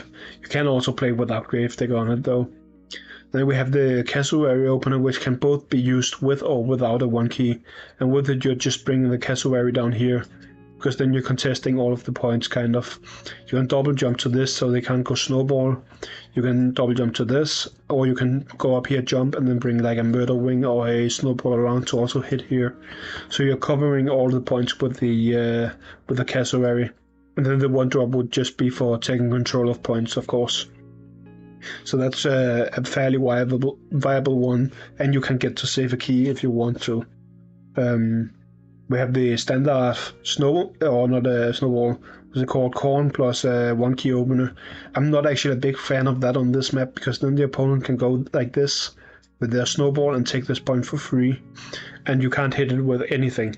And if you then walk the 1-drop onto one of these, they will just move up and snowball you for free. Not if they walk up here, but then they can hit it with other units, or they can start moving stuff out. Then they have kind of taken the bottom point for free, and then they can match a turret here, and then it becomes very awkward to contest this point. Like if they just move stabby here and then here, then this point is very hard to take, and this is also very hard to take, and they can reach this with their spawn units. So then you're kind of in a bad position already with the corn. So not that big of a fan of this. It's still decent if you want to save for stuff. The Quagmire opener is the same thing. It's a bit too slow. Your opponent can do that. It's a bit more like you can fight stuff early and you can take this point for free or this point, because the Quagmire will always survive. But it's still a bit weird to do because it's so slow. But it's not as big a problem that the opponent places a turret here, because you can just walk the Quagmire here, take the damage, and then walk out again. and have your own turret there. So then you're kind of swapping the position of players. Like then they're having an awkward time again, but it's still a bit slow. Same thing for the 3 key turrets. If you move them here, your opponent can do the entire sequence I talked about before, which makes it a bit weird to go. They are of course still usable. Turrets are always usable in small maps. You just have to give up tempo on some of them if you go them turn 1. Here again the same thing. It's very slow, but it's a lot of power also. Then we have Snowball. Snowball here can actually run all the way down here and take this point, and then you can contest either of the other points on the following turns, which is pretty good. And they can't take this point then, because then you would be able to run all the way up there. I mean, they could take this point with Snowball on turn 1 also, or with Murdering or whatever, but if they do that, it's fairly easy to take back. And on any following turn, you can have the Snowball just sit here, so it gets to fireball stuff, or it can sit here or here or whatever, wherever you want it to be, and then it will be able to reach the top point to fireball it. So it's pretty decent for contesting the board. As per usual, though, I like having it just to be able to walk out and shoot onto either of these points, though. So again, I'm not a big fan of Snowball on small maps. It's mostly a large map thing.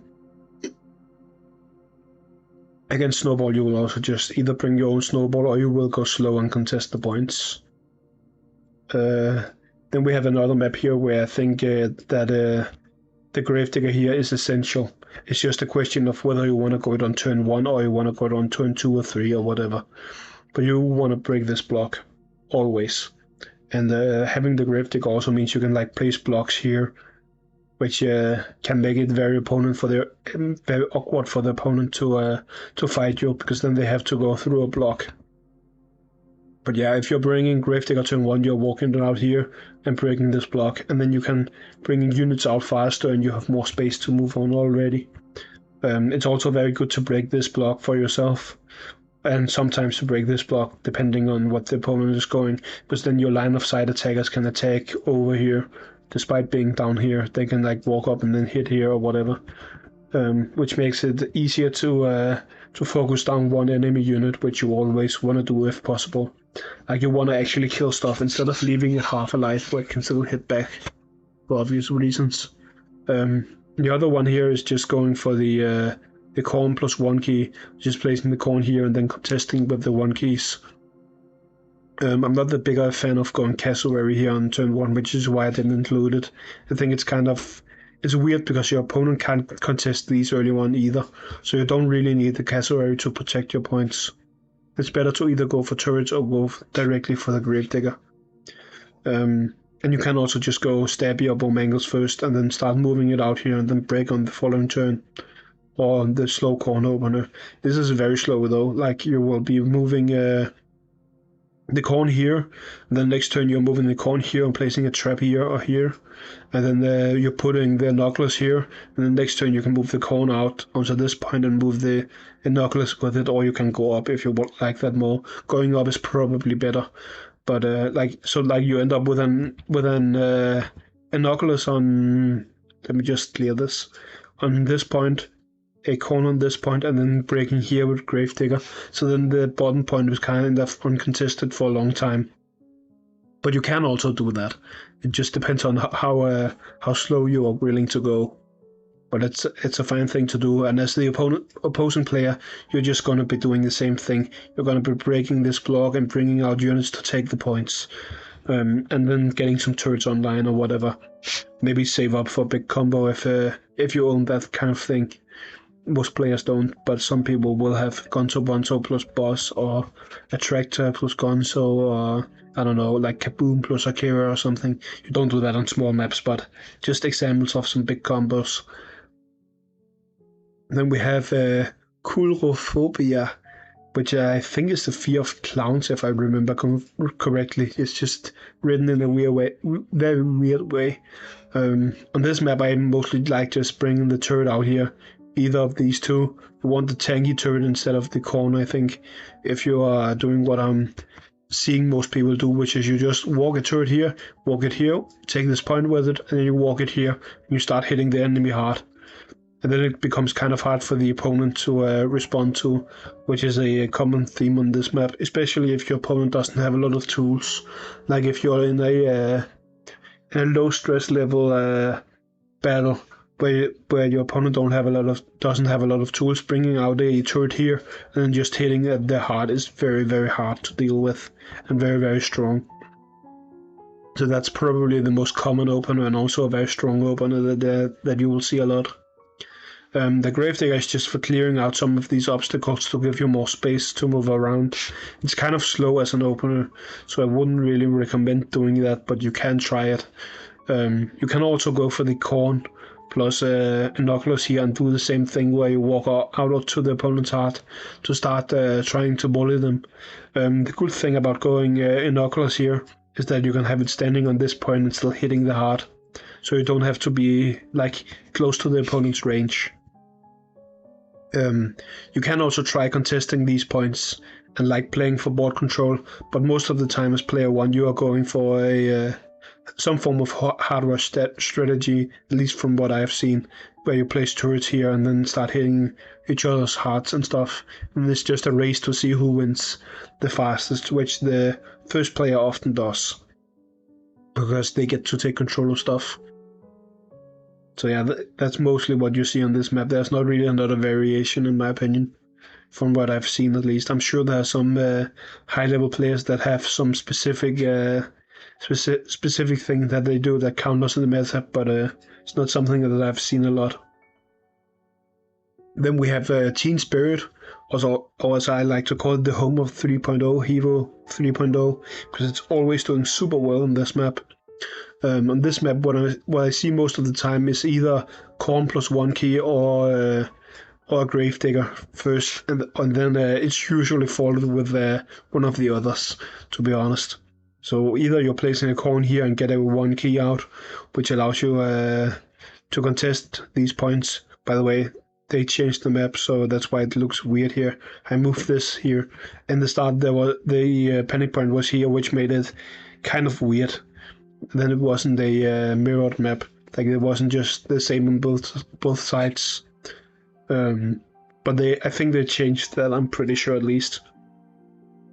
But yeah, you either go Gravedigger and break this block, or this block, depending on how you want to play, or you go Corn out here, and then bring a 1 key either here or here. It's probably the best to put it here, but whatever.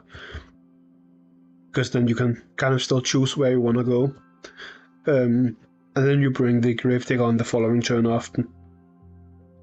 And the thing with Gravedigger, where you can break either block, is this block. Breaking that means you're playing defensive, because you're kind of taking control of this part where your heart is.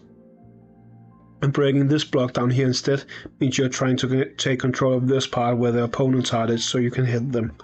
Most of the time as player 1 you want to play offensive if you can, which is why this is probably the better one to break. But if you're aiming for some big combo or for like Hero 3.0 or Gonzo plus Boss, which is the common big combo that you see, then it might be better to break this and play defensive so you can save up a little bit for it. But playing aggressive can be very, very easy on this map, and bringing units out to like to here. If you bring a unit all the way here to fight the opponent's heart, it's actually kind of hard for the opponent to approach it, because they can only really place something to hit it here or here, and then have lobbers, of course. But it's hard to push it off if you have a bunch of units down here. So being aggressive can actually work fairly well here. But you can also just win through pure phobie combat and having better traits than the opponent. It depends on your playstyle, I guess. Then we have Detention here. Here I often go for the Corn plus into Binoculars opener, just because it's you can get the turret online very, very early on, so you can just go Binoculars out here, and then next turn you place it here and put a trap. Then, or not Binoculars, you put Corn here and place it here and put a trap. Then you get the the knuckles out here to try and start hitting the opponent's heart while staying relatively safe behind the corn. So you kind of get to play towards the opponent's heart very quickly. And it's hard for the opponent to remove you.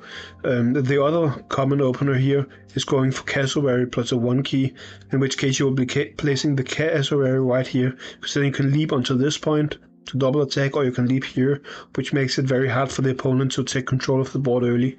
Then you have the 1-drop here, of course. And that way you end up fighting very aggressively for the board early on, and then you can kind of take some of the points for free. So this is also a decent opener for playing aggressive. The corn plus 1 key is just you put a 1 key here very quickly, and then you bring out the corn slowly. Then you can try and take any of the other points with the 1 key. It's like a very basic opener. I do also see some people who just go for a turret and then save for a big unit, but that's a bit more rare. Either way, this map is kind of you kind of have to contest the board, in my opinion, so you shouldn't really do that where you save that much. But turrets are very strong here. The reason why I think this map is very easy to play aggressive on is, of course, because I have binoculars, so I can place it here, then another range unit in front of it, and just hammer away at the opponent's heart. You can also do it without binoculars if you just put a jar there or whatever. Or just place aggressive units here and then go directly for the opponent's heart. So if they're saving a bunch of keys, you have to go aggressive, essentially. And the reason why turrets are so good here is because they get into the action very quickly. Like you place a corn here, it already covers this part of the map, and if you move one, it can hit here, right? And then on the following turn, it's already here, so then you're covering all of this already. And the same thing goes for Stabby or Bomangles or any other turret you bring. So turrets are very strong for taking control of the map. I think it was, I can't remember if it was DT or Cast actually, or if it was someone else entirely, but they talked about when going second they could just go for a bunch of turrets out here and Socky and stuff like that. A lot of like high hill stuff you can't fight, and then they bring Hero 3.0 and then they just, run at you. And it's very hard to defend against apparently, which I can totally see. That's probably a good strategy here.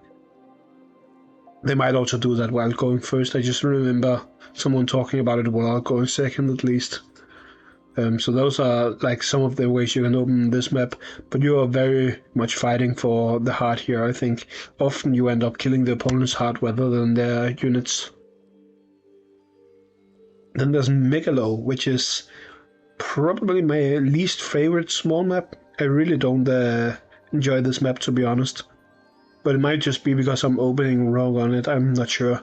So again, you have the standard openers here, where you go up here with the 3 costs, or you can go do the same thing with the corn, where you take the 1 key here and the corn here onto this point here.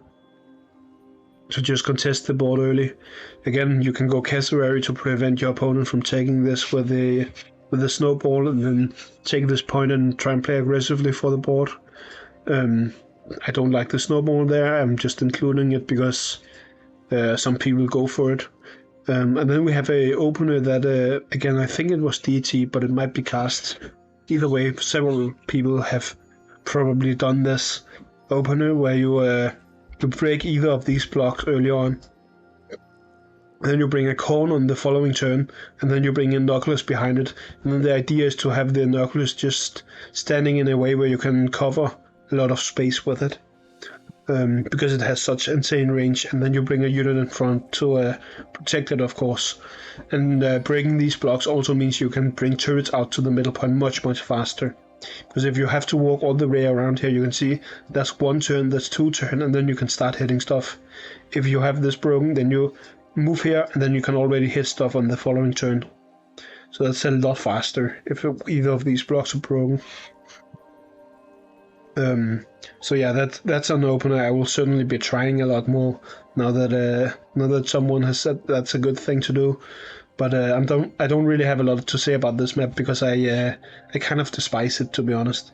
You're just doing the standard into the opponent's openers here, of course. I'm not really sure how most people answer this. I'd imagine you'd either go go hard to attack the Gravedigger early with like creep or something, because this is kind of slow, or you would just mirror it and do similar things and will bring hard turrets and stuff to fight for the board. But having this already should put you at such an advantage for holding the board that you get to save up for like more powerful units very easily. This is already very powerful units too, so that's a pretty good opener in my opinion, which I will be trying for sure. But into these, like if your opponent goes for these to moving over here, you can actually just take the middle point for free with Snowball as player 2, and then bring out units afterwards, which is pretty good. So against that, you kind of want to just take control of the board if they're going too slow here, because the middle point is kind of easier to take early on if they go slow, that is. Yeah, that's really about all I have to say about that map. Then we have like and subscribe. We're moving over to large maps now instead of the small ones. On this one there isn't really that many openings, at least not that I have seen, but we still have a couple different ones. These two first ones are actually my openers, which I do almost every time on this map, which is I break this block, and then I either bring a 1 key, this is the first one, I bring a 1 key to take control of this, and then next turn I will bring my Gravedigger out here to take this, and then I bring a Poison Ivy out and start trapping around everywhere. Often with the Poison Ivy, you can either choose to place a trap here, or you can place them here, right? But you want it to be on this point, so your opponent might think that you have placed something on this point. Often I actually don't place the first trap here, because your opponent is going to assume that you have placed one there, and then they will bring out a 1 key that won't die to Poison Ivy's trap, like Tickles or Cowbell or whatever. But the idea is just to place a bunch of powerful Ivy traps, and due to putting them on the middle point, if your opponent isn't careful, their units will actually die from stepping on there. And if a 1 key dies from Ivy's trap, from the poison from it, then it's actually not going to capture the point, which is a big deal. The second opener is just going for Gravedigger here, breaking this again, and then you bring out Boomer here and take the middle point immediately. And you do that because the Boomer is so hard to kill, so you get to take the middle point early. If your opponent does that, I would recommend breaking this block, like placing the Gravedigger here, and then you bring out like Creep and shoot the Boomer, and then it will die for free to the poison unless it gets healed, of course. And then you can bring out a 1 key if you want to. You might also just ignore this for a turn and then take it with Creep next turn. Either path is fine. It's probably better to not bring a 1 key, so that you're saving a key for the following turn. Then you can go like Crushmore or some Lobber or bigger unit, whichever thing you like. But yeah, if your opponent goes Boomer, you might want to try to creep it, just so it doesn't get to take the point for free. Then we have a bit more of a unique opener here. This one I believe was cast. We talked about it, where you break this kind of standard and take the point like before. And then you go for a turret. Bomangles is the best one here because we are going aggressive. And start moving it out. And then we go immediately after for Oopsie Baby, which isn't a unit you see a lot actually. And then the idea is to break one of these blocks and move the Oopsie Baby out here to put it on this pad and just start like smacking the absolute shit out of the opponent's heart using it. And the reason why we're using Oopsie Baby instead of any of the other 3-range units is because it's a lot more tanky. Like it's a lot harder to remove from this point than like say an Inoculus or whatever would be. And then you go aggressive by just trying to kill the opponent as fast as possible. I haven't actually tried it, but I can imagine it working. And we have another opener here. I can't remember who said this, but it was also someone from the Discord, where the idea was to just bring a 1 key out and take points with the snowball also, so that way you can use the snowball to try and get free hits on the opponent's stuff, and then you just don't break this block which you do with every other strategy. I think with every other strategy you should be breaking this block. But if you are playing without breaking the block, then you're just bringing a bunch of lobbing units to try and abuse the fact that there are so many walls to lob over with. You don't really want too much line of sight if you're not breaking blocks though. So it's mostly for lob attack stuff. You could also bring Mount Crushmore with it if you want a block breaker or creator, whichever one you use on it. But those are kind of the only openers I've encountered too much here. The most common thing is just doing these two, and then I like going heavy here, but some people also go other stuff. You could go like for a Hevo or a turret into Hevo 2.0 or whatever you like. Fire Ant is pretty good. Like there's a lot of different options. For the large maps, there's a lot more options in general. So there are a lot of openers I'm probably missing, but I'm just putting ones I like and have seen a lot, at least, in here. Then we have Phobopolis, which is Chuck's home. Well, that's more so than any other unit, I think. Also Mount Crushmore, I guess. It's good for both of those. I see often the snowball opener here, and I think it's actually decent here. You can run the snowball out here, take this point, and put a 1 key here. And you can contest this point next turn with the snowball if you want.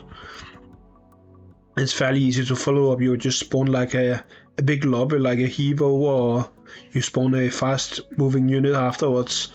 Could be like a Jin Sting into Crushmore or whatever you want to try and take control of the board. You would see this snowball very commonly on this map, in my opinion. At least from what I'm seeing, this is mostly what you see. Snowball to the middle point and then the 1 key. Then there's the Maggie opener, which I also see a bit, which is you move the Maggie out here and you bring a poison unit out to contest the middle point. If you put it here, it can hit the middle point, of course. So if your opponent goes snowball, you get to hit it with either of these poison 1 keys, whichever one you have or want to use, of course, which can be pretty good. You can also place it here, the 1 key, if you want to be more aggressive. Hold on, I'm changing the color. Can't see that color very well here. Which, maybe blue is better? Yeah, this is probably better. So you can place the 1 key here, then it will be able to both reach here and reach here, which makes it hard for the opponent to move around.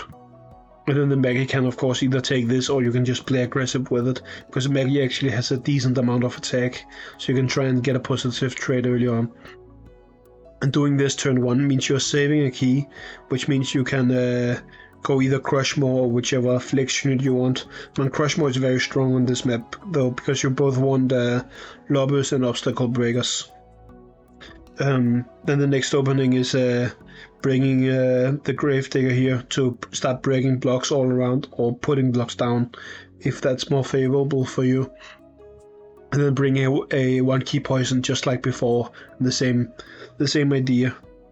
This is a bit slower, but having obstacle breakers is just very good. You can also break these obstacles next to your heart to give yourself more space to have your units at. Kind of depends on what you're doing. But those are like the 3 common openers here. This one being easily the most common one. Then we have Rush Hour City. I don't know if this is still in the pool, but it was at least very recently, because I just played on this, I remember. On this map you see Snowball opener almost every time to take this point. That's easily the most common one. Again, on a lot of more large maps, Snowball openers are very common. You can also go Werewolf, which is a good alternative to the Snowball. It still gets to take this point, but it's very good for fighting enemies early on, and it can abuse this healing spot very easily, because Werewolf works incredibly well with healing. Because if you heal the small version like for 200, then you're healing the large version for a lot more, like the combat form of it. It switches between 2 modes for those who haven't seen it, where one mode is it being very fast and the other is it having insane stats and being a lot less fast. There's just a 2 move melee unit instead of a 3 move melee unit. But it has insane stats for a 4 cost when it's in its fighting mode. You get to fight over the board very early. So like kind of an underused unit in my opinion, but it's also ultra rare, so you obviously don't see it a lot.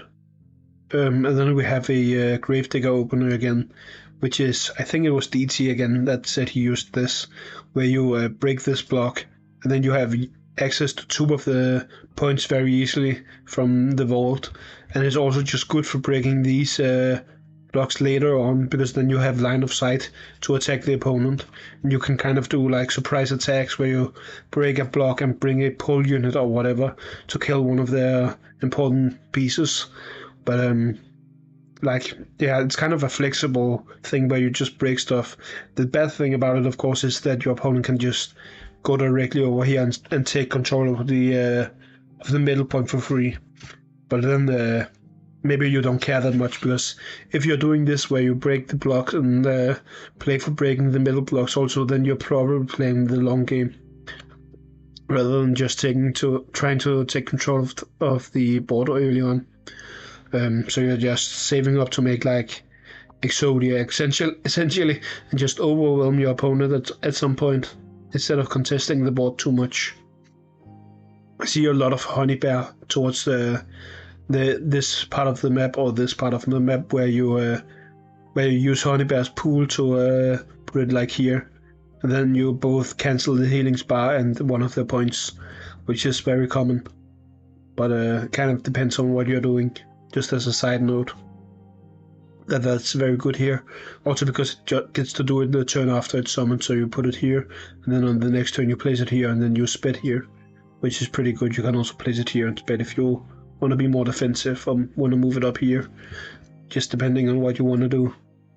But yeah, honey bear is pretty used here, at least by higher level players in my opinion. I see it a lot at least. But there's not really that many openers, because most people just do snowball here. That's easily the most common one. Then we have Mysomania City, which is one of the ones where I don't go snowball, because I don't really see the point to it. Plus it would risk dying if you go snowball, which is the big no-no. So like if I went snowball to this middle point here, your opponent could go for their own snowball, hit it here, and then they could go like spot and lob over here, and then the snowball might die, which would be very bad for you. Which is why you don't do that here. A very common opener is to just bring Gravedigger here, break this block right here, and then you bring a 1 key down here, and you can start bringing the 1 key up next turn, and bring the Gravedigger down here towards the part of the map, and then you can bring like Quagmire to take this point, or you can bring Poison Ivy to start traveling up this point. The idea with the Quagmire is that you move out in here, and then the opponent obviously can't kill it on their own turn, and then next turn you move it down here on the healing spa, and you start just beating up their heart, because it's very hard to respond to. The only thing you can actually do is move a jar here and lob, or you can fly up here with the murder wing and hit, and that's not going to be able to kill the Quagmire that fast.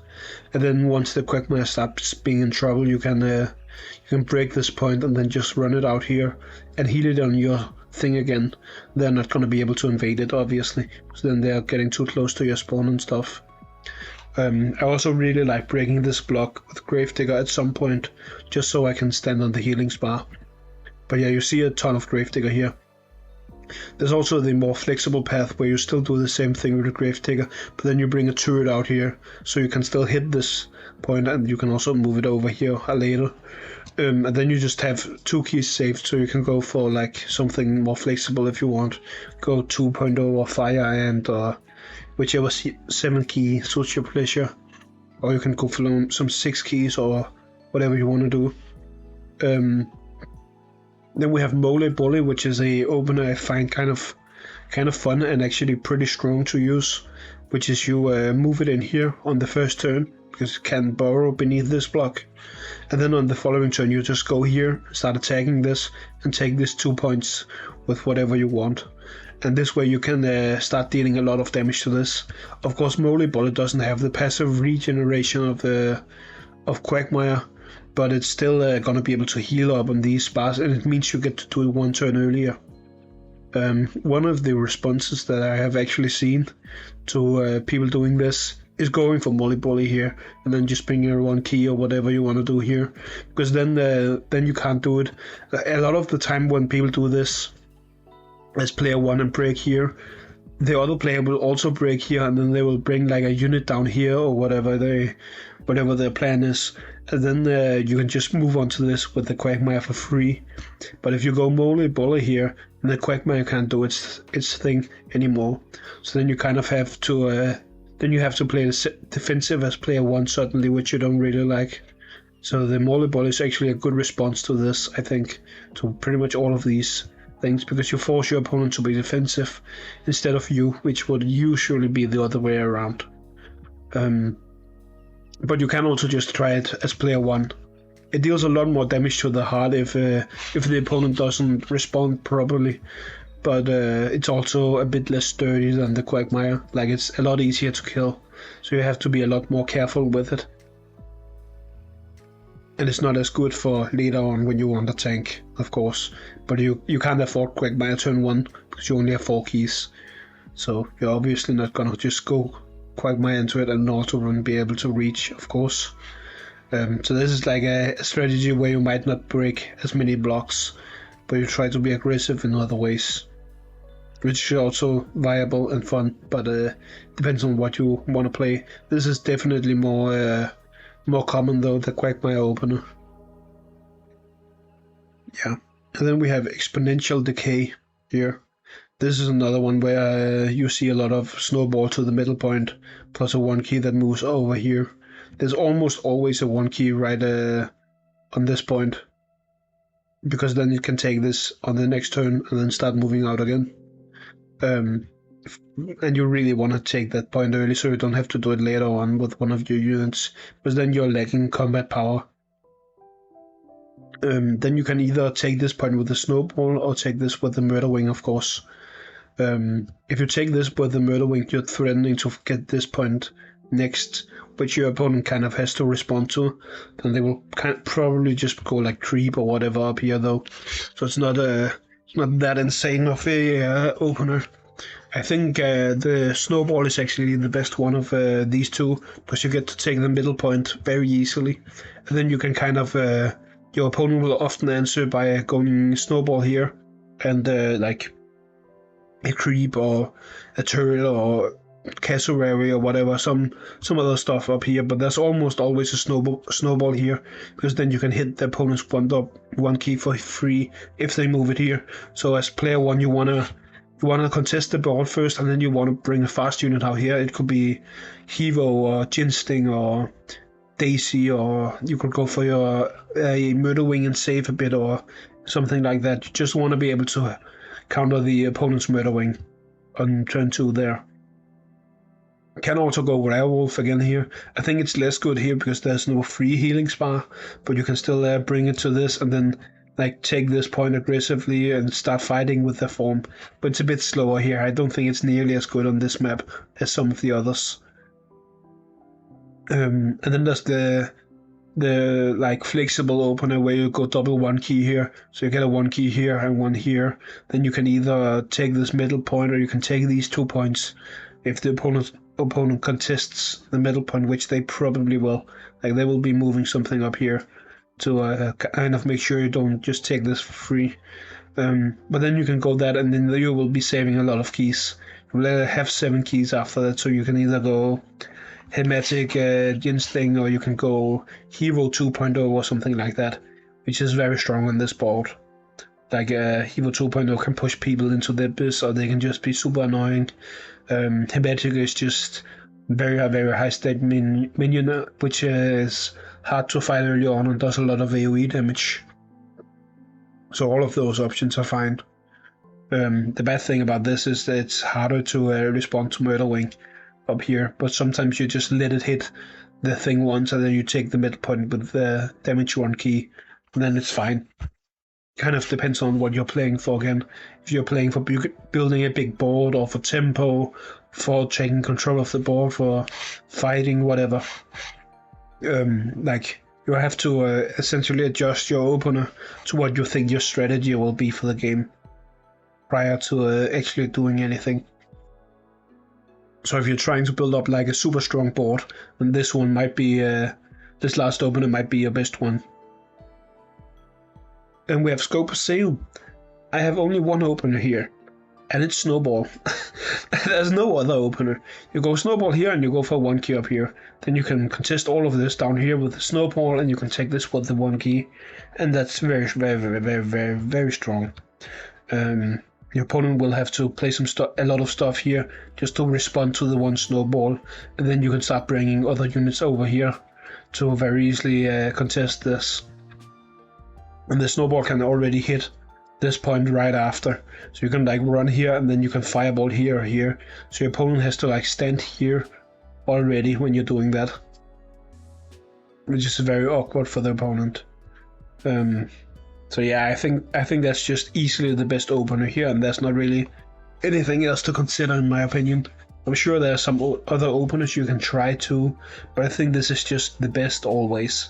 I think that's always gonna beat every other opener you could do on turn 1, pretty much. So not a lot to say there, just go Snowball. And then we have Opticon here, which is a bit more of an interesting one.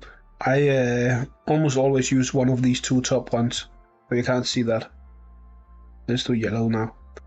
I always use one of these 2, almost always.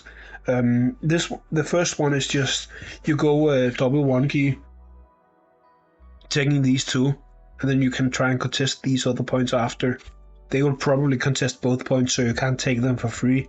But in the following turn, you can go for Xylo or Fire Ant or any other good 7 key really, or you can go 6 key into 6 key. You could go like Hematic Ginseng into Crytpo or something, and that is also a very strong board early on. So the idea there is just build up a couple of very strong units to be able to walk forward into your opponent and threaten them. Then we have the Soul Eevee opener, which is you just put an Eevee on either of these, and then you walk forward and place a trap right after. I think it's best to put it up here actually, then you can like walk here and place a trap here. Maybe they will contest, so you're walking here and placing a trap here, whatever. You're essentially just aiming to place down a lot of traps, because then you put up some like stalling units after. This doesn't allow you to save directly for Crushmore. This is more just to show that you may want Crushmore after, or any other unit for that matter. This is a bit weird because I usually don't do it this way. I should probably have done another symbol here for you want Crushmore with it, but I mean, whatever. I'm explaining it now anyway. You can also just go for any other good unit, but if you just want to back it up though, because Eevee is not very strong at actual combat compared to its cost early on, because it's a melee unit that you want to stay alive for very long, so that it can gain its value from placing down a lot of traps. So you want it to have backup. There's also the opener where you just go corn plus 1 key, so you put a corn like here, and then you take this with a 1 key, and then you've saved enough to be able to go for Crytpo or Hematic Ginseng if you want. Which is fine. The corn isn't that powerful on large maps, but it's still usable, and you can get some decent traps down here, like placing them here or on the points is pretty decent. It's just fine for fighting early, I guess. Then we have a snowball opener here, which is you run over here and you take one of these points out here with a snowball for free, and then you place 1 keys here. I think it was Cast who did that too, but that's at least also a decent opener to do, because you get to take one of these for essentially free, which is always good. You want to take the contested points for free if you can. Again, I'm not that big of a fan of Snowball early on, because I want to use it from the spawn, but it's still perfectly viable if you want to play it that way. Then we have This Might Sting a Little, which is finally a map where you don't use Snowball on. I think that was also one of the other ones, but on this you can't actually reach the middle with Snowball, otherwise you would probably do it. You can only get here though with it, so it's not even an option. So the options that you see most commonly are to either go for 1 key, which will be placed Like you go 1-2, that 1-2, then you can place it here, which like on this point right here, which allows you to either go contest this or contest this. Often you end up contesting this because the opponent will be able to kill your thing if you put it here. And then you bring a flyer alongside it, which can fly down here and contest this point or this point early. If the opponent doesn't contest proper, you can fly it here and fly on the next turn, take here, and then take this here again. So in 3 turns you're taking all of these points, which is pretty big. Most of the time, if your opponent goes snowball here though and flies it down here, then you want to just bring a creep out here to defend the point, because creep kind of counter snowball, and it's very annoying to see a creep after you've gone snowball there, which is why some people go Maggie instead. Going Maggie also allows you to go Mount Crushmore and break this block next turn if you want to, which can be pretty decent, especially if you want to play for turrets. Again, it depends on what you're playing for, if you want to break that block or not. Here's the break a block opener, which is just you place the 1 key there again and you break this block early. This means you aren't contesting these things nearly as much, and not this either. But it does mean that that you get to move turrets out a lot faster here. You can even break this block in the future so that they can walk like this.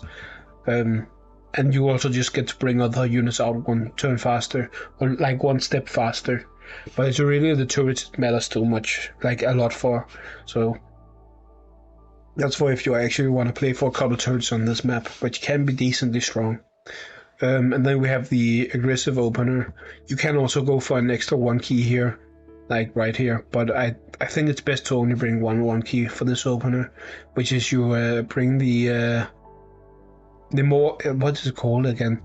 The droney. That's what it's called. I was thinking Morty for some reason, because there's a bigger version of it named Morty.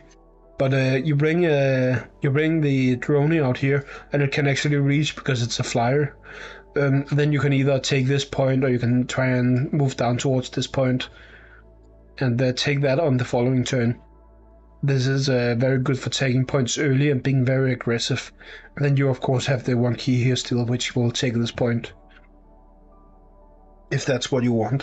And this means you're taking the middle point for free, and you get to be very aggressive with dealing hard damage to them because of you taking so many panic points.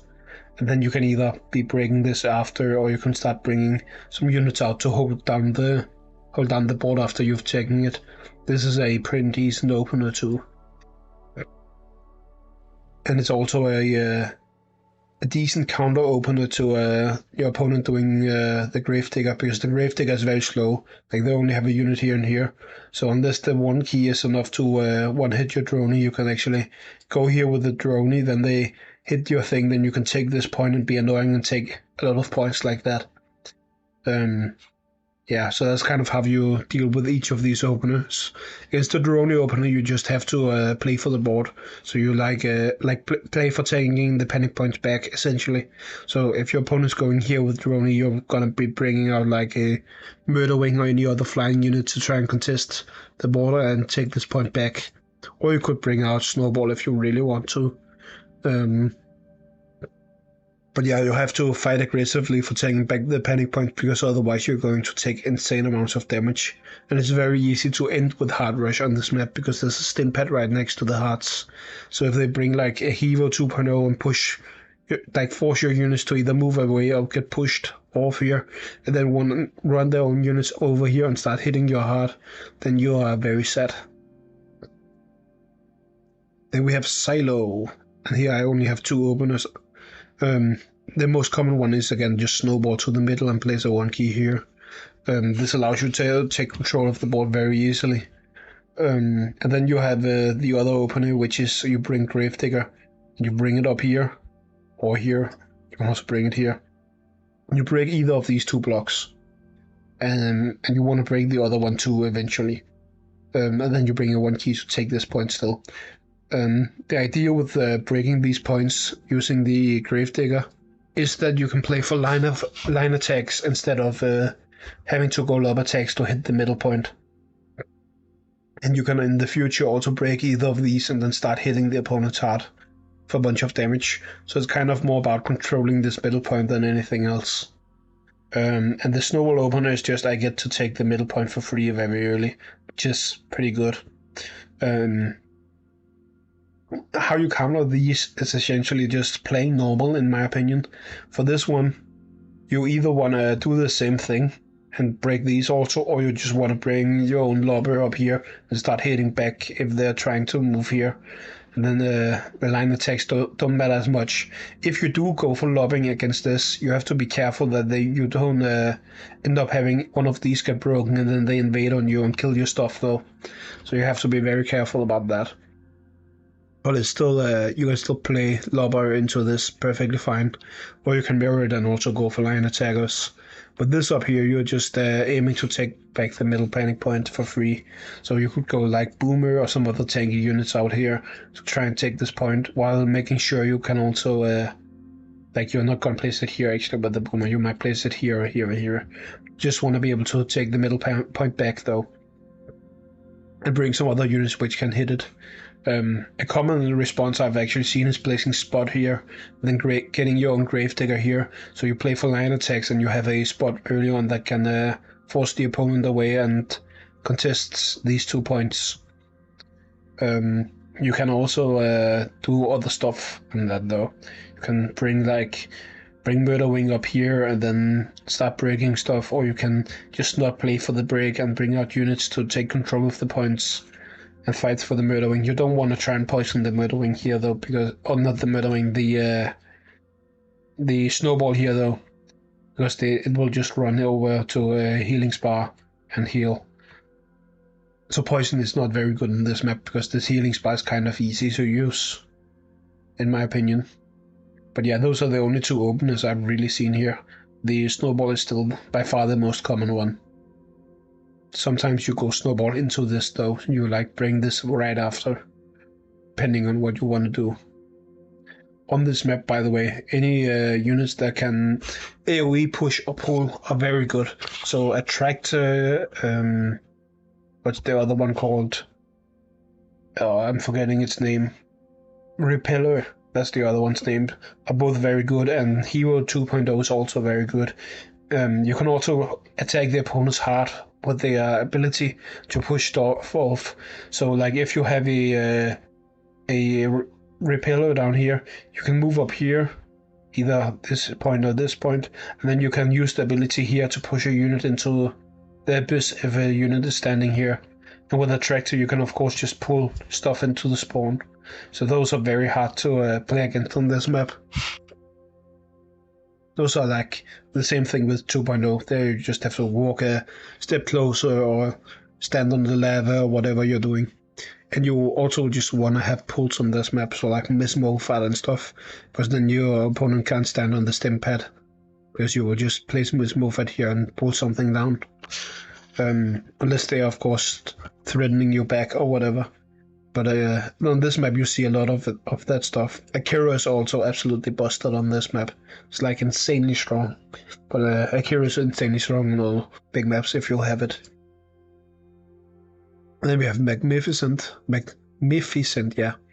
Which you also only see 3 movers on, or at least I only see 3 movers on it. So you can do something like Snowball here, place a 1 key here. That's very common. Then you can either take this point with the Snowball next turn, or take this point and take this point with the 1 key. Your opponent still can't contest this because you have so much damage from the Snowball plus the lobbing unit or Morty or whatever unit you have here. So it's very easy to take control of the board very fast with 3 movers on this map. And this is also just a map where turrets are very bad in my opinion, or at least very, very slow. They're probably still usable, but a lot less good. And the werewolf is kind of the same thing. You take this point, and you take this point, and then you can start fighting the opponent up here. It's just a bit more fighty than doing this, whereas this is more, I'm gonna take control points and watch your heart just take a ton of damage and tell you have to walk into me. This is a map where Charon and Honey Bear are very good, because you can kind of remove some of the lava, or you can silence an opponent's point early on. which is pretty important. This is like one of the few maps where I would actually use Charon on. Then we have Moai, which is a map that a lot of people don't like because it ends up being very hard rush centric a lot of the time. So openers here, you can go snowball, run up here, and place a 1 key down here to attack this, or you can do it the other way around, where you run a snowball here and take this with the 1 key, whichever one you like. Which is just, I'm gonna take control of stuff early. It's fine.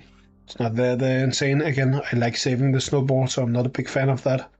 You can also go for murdering directly onto this point. There's a 1 key up here, if you want. That's also pretty decent. Then you're not using the snowball, and the murdering is decent here.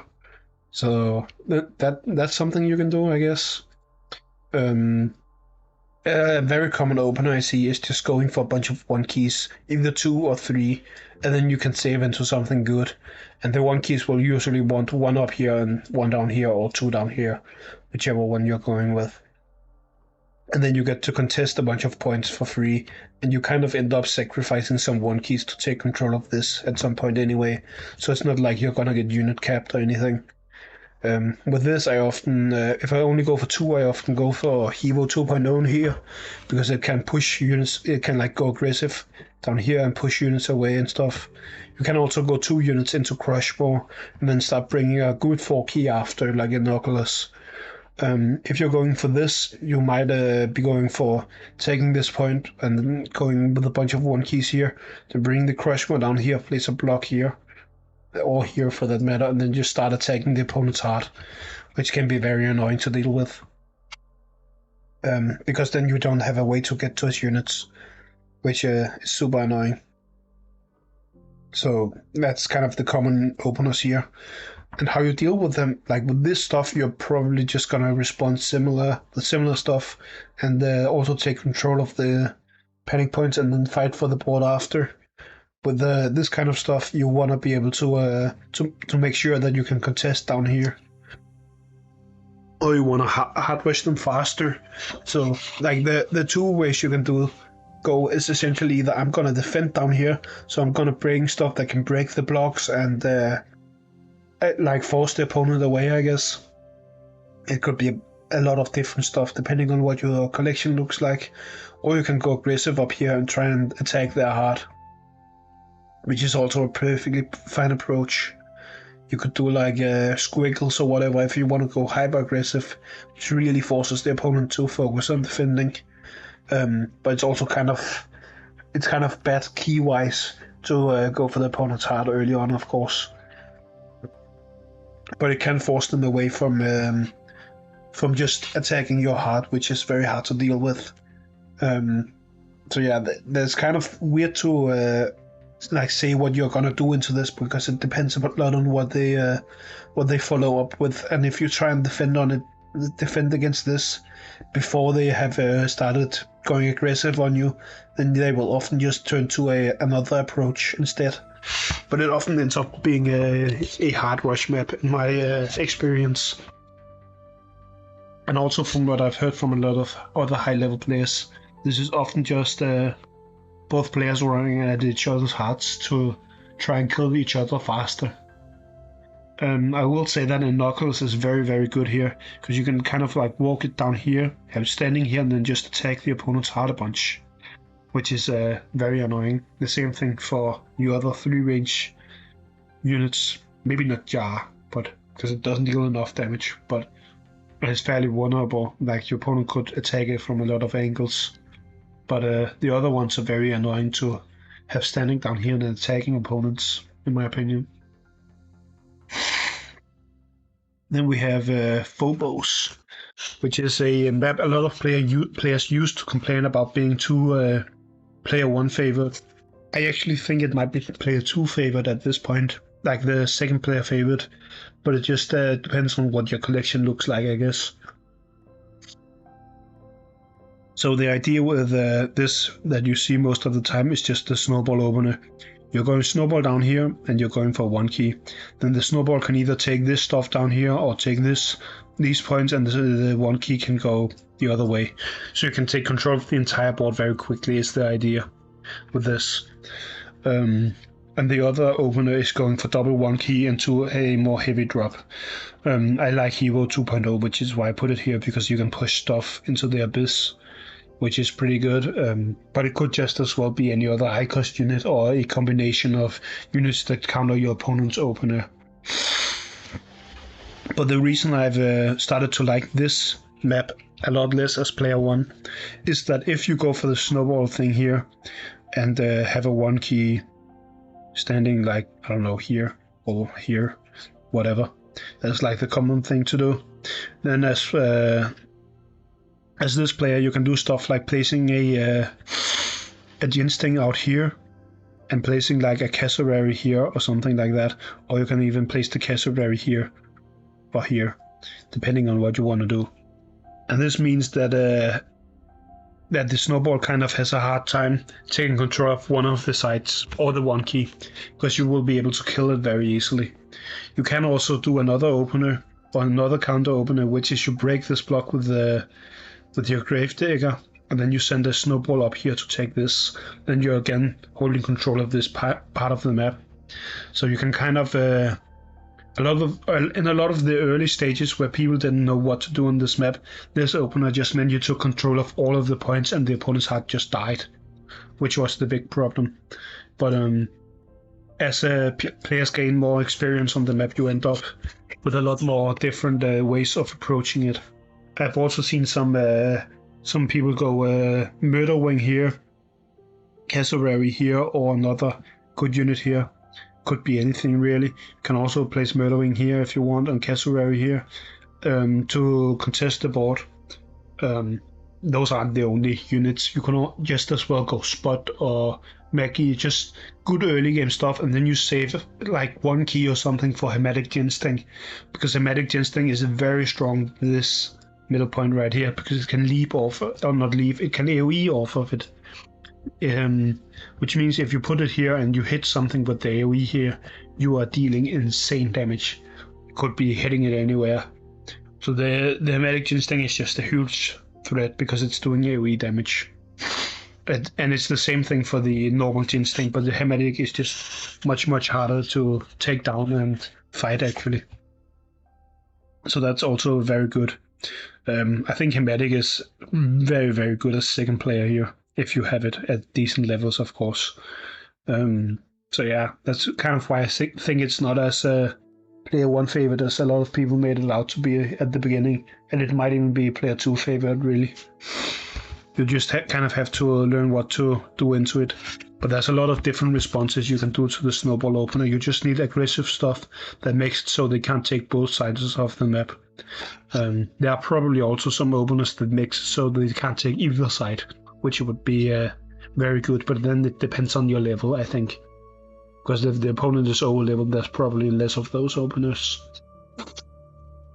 It depends a lot on your collection though, but you just want to make sure that your opponent doesn't get to take control of everything as player 2.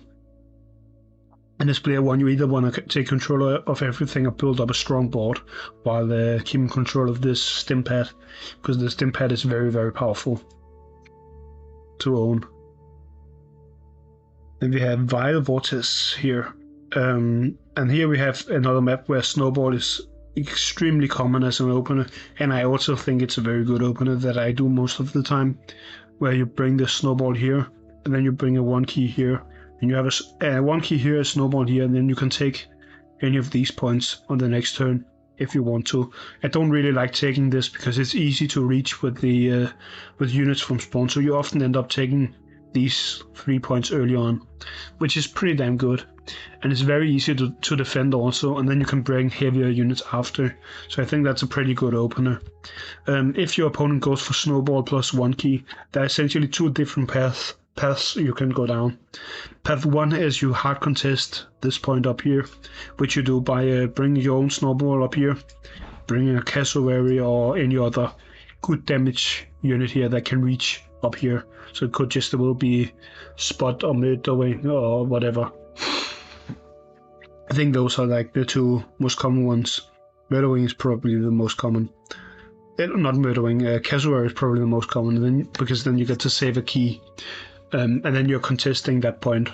The other path is you just go for a heavy unit early on, which is you take a Hevo here, and then bring a 1 key alongside it or whatever. This allows you to take this very safely with the Hevo, or you can go up and fight the opponent on the following turn, depending on what you want to do.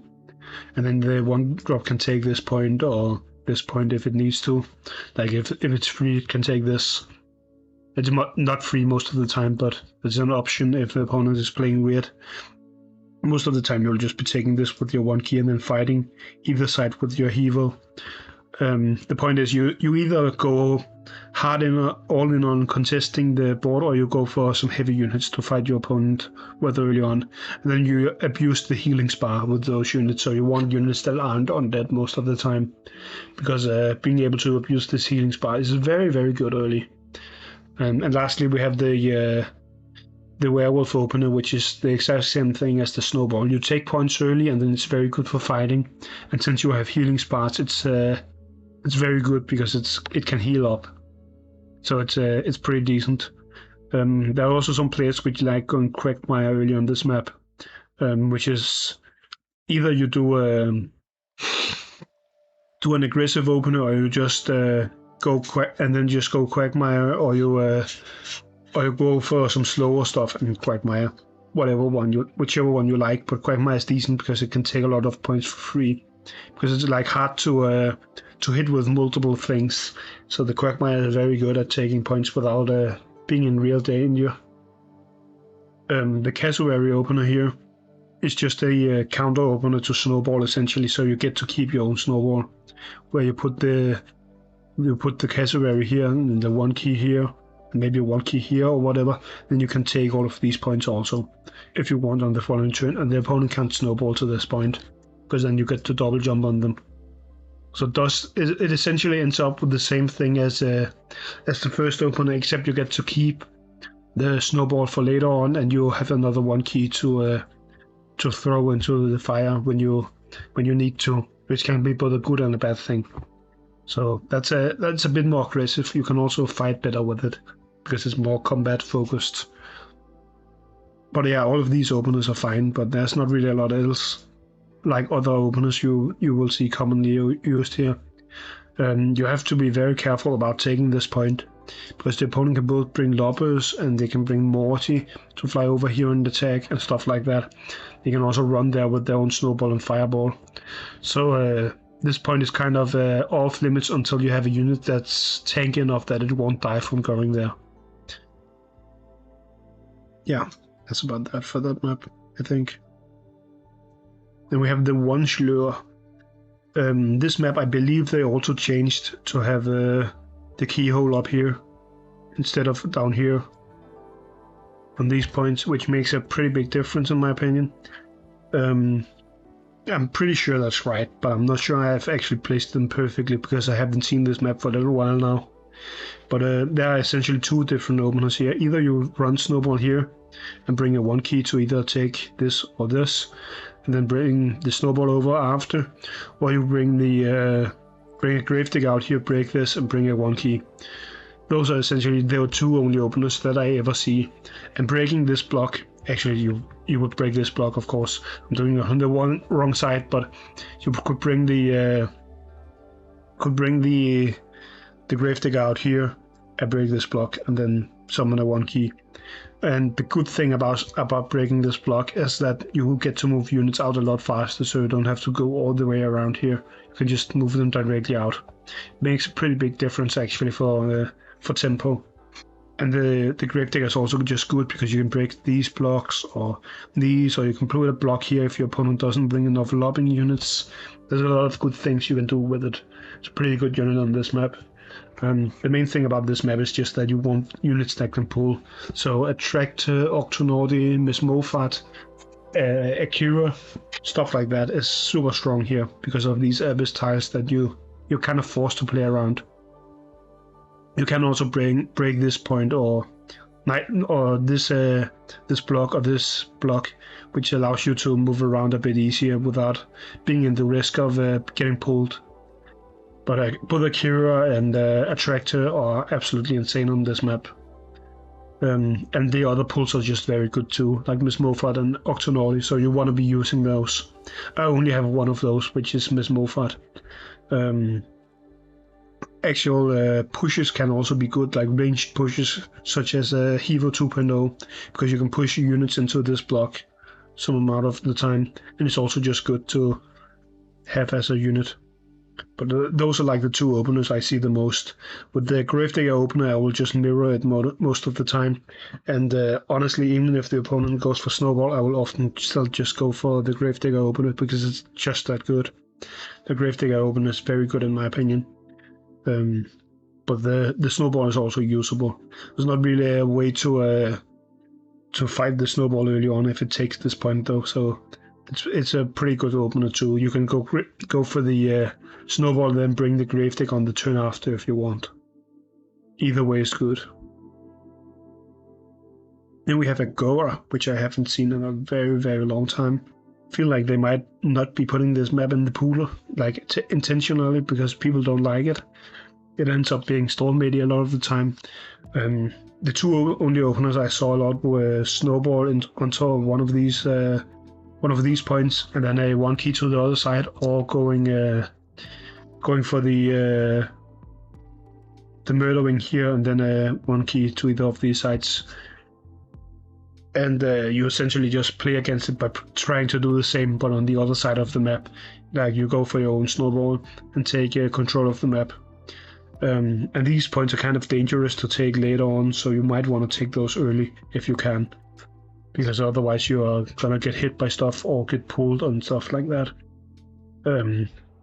But I can't really give you any super good way to play on this map, because it often ends up just being a Storm-Made either way. So that's not really a specific strategy you use. You just want units that can break Storm-Mades mostly. So like Heartbreaker, Attractor, Akira are all pretty decent late game units for this. But there's not like any specific counters to this stuff. Into the Murderwing you can of course still go creep. You can also do the same thing into the Snowball if you want, and it's pretty decent, but it depends on what you want to do. I have seen some people who as the second player will break one of these blocks and then bring a one key out here, and then whichever path they didn't take with the Snowball, they will bring the creep out towards, so they can't take it on the following turn in any way, unless they want to let their one key get poisoned, of course, which they might just do. But then you're up in keys even more, at least. There's not really anything special on this map though. It's just very Storm-Made, because you can't get to each other without either ending up in lava or falling into pits or whatever most of the time, which is not where you want to be. Or abyss, I guess, would be the right. Pits is another thing they can also be called, I guess. And then we have Always Watching, which has a bit more variation. There are some, like, a lot more different things you can do here, in my opinion. You can either go for the Snowball plus one key. Here I would probably be taking this first, so you can back off to this after, because this is like the thing that's hard to take later on, because the opponent will have something on the stim pad. You can also choose to go here, but I think this going up here is just always better in my opinion. The Snowball, and you just bring the one key out here to either take this or this, depending on what the opponent does. You can go Gravedigger, in which case you are either moving it up here to try and place a block here early on, or you're just breaking any of these blocks to make it easier for you to move around. Not those blocks right here, these three, because then you can take this point much easier and you can get up here with turrets faster and stuff like that. So that's also a decent opener. It's just for creating space and making it easier to move around the map for yourself. As usual, that's what Gravedigger does really. It also threatens to block your opponent here if you want to do stuff like that, which can be pretty decent. Then I've also seen spot plus 1 key early, which is just you bring the 1 key up here to try and take care of these points, and then you bring your spot out as fast as you can to try and get some early hard damage on the opponent and pressure them as fast as possible, which is that's like, you can do that, but I'm not that big of a fan of it because the spot is kind of easy to push off. It doesn't feel that strong on this map, in my opinion. Then we have my favorite opener for this map, and I think, which is going for a bunch of 1 keys into the crush more. I also like going into 2 1 keys into a 2.0 at times. Both are fine. But the idea here is just you contest a lot of points with 1 keys, then you bring a Quagmire up here, which can place blocks in like this area while lobbing on the opponent's heart very easily. So you get to be very aggressive towards the opponent. This map ends up being hard rush 2 a lot of the time in my experience, just because you can do that. Where one player is trying to hard rush and the other is trying to defend. It doesn't always go the hard rushing player's way. It's kind of a one where it changes a bit more, but both things can be fine. And also sometimes it's rotating between who's hard rushing. Sometimes you will start out by hard rushing, then your opponents will counter early while also putting units up here. Then you kind of have to counter, and it's like a back and forth kind of thing. But either way, Crushmore is just really good on this map, in my opinion. There's also a bit more of a unique opener here where you go creep plus cassowary, which is just 2 pretty decent 2 keys. Then you're not really going to give them up for just taking a point, but they are a lot better for fighting, and it also prevents your opponent from going undeads early on, like if they want to go I don't know, like their own Gravedigger, or they want to go Murderwing or something like that. Then the creep is very good. And the cassowary of course works well when there are stimpets on the board here, because it can leap off them, like I said before, which is really strong. So that's also a viable opener. I'm mostly just a fan of this though, if I have to be honest. Like this, or this with only 2, and then you go into a 7 key. It's very good. The snowball is probably decent too. I have also seen people who just go for the snowball opener and then bring Hevo, the normal 1.0, but it's not called 1.0, but the basic version of Hevo here. Oh, I can't speak. But you just bring up here and then start hitting, just like with the spot, but it's a way tankier. Which can also be fine. Just depends on which path you want to go down. I really like the crush more though, because placing blocks here feels very disruptive to the opponent's game plan. Then we have Mount Blight, which might be my this might actually be my highest win rate map. I win a lot on this map for some reason. I don't really have a lot of different openers here. The most common opener I use is I just place a cassowary here and then 1 key on each of these points. Usually aggressive ones, or ones that are very hard to kill. And then the cassowary can kind of reach all of these points, which makes it kind of awkward for the opponent to play the game. What I would do into this opener is I would take a bachelor and place it right here on this spot, because then the cassowary can't double jump to kill it.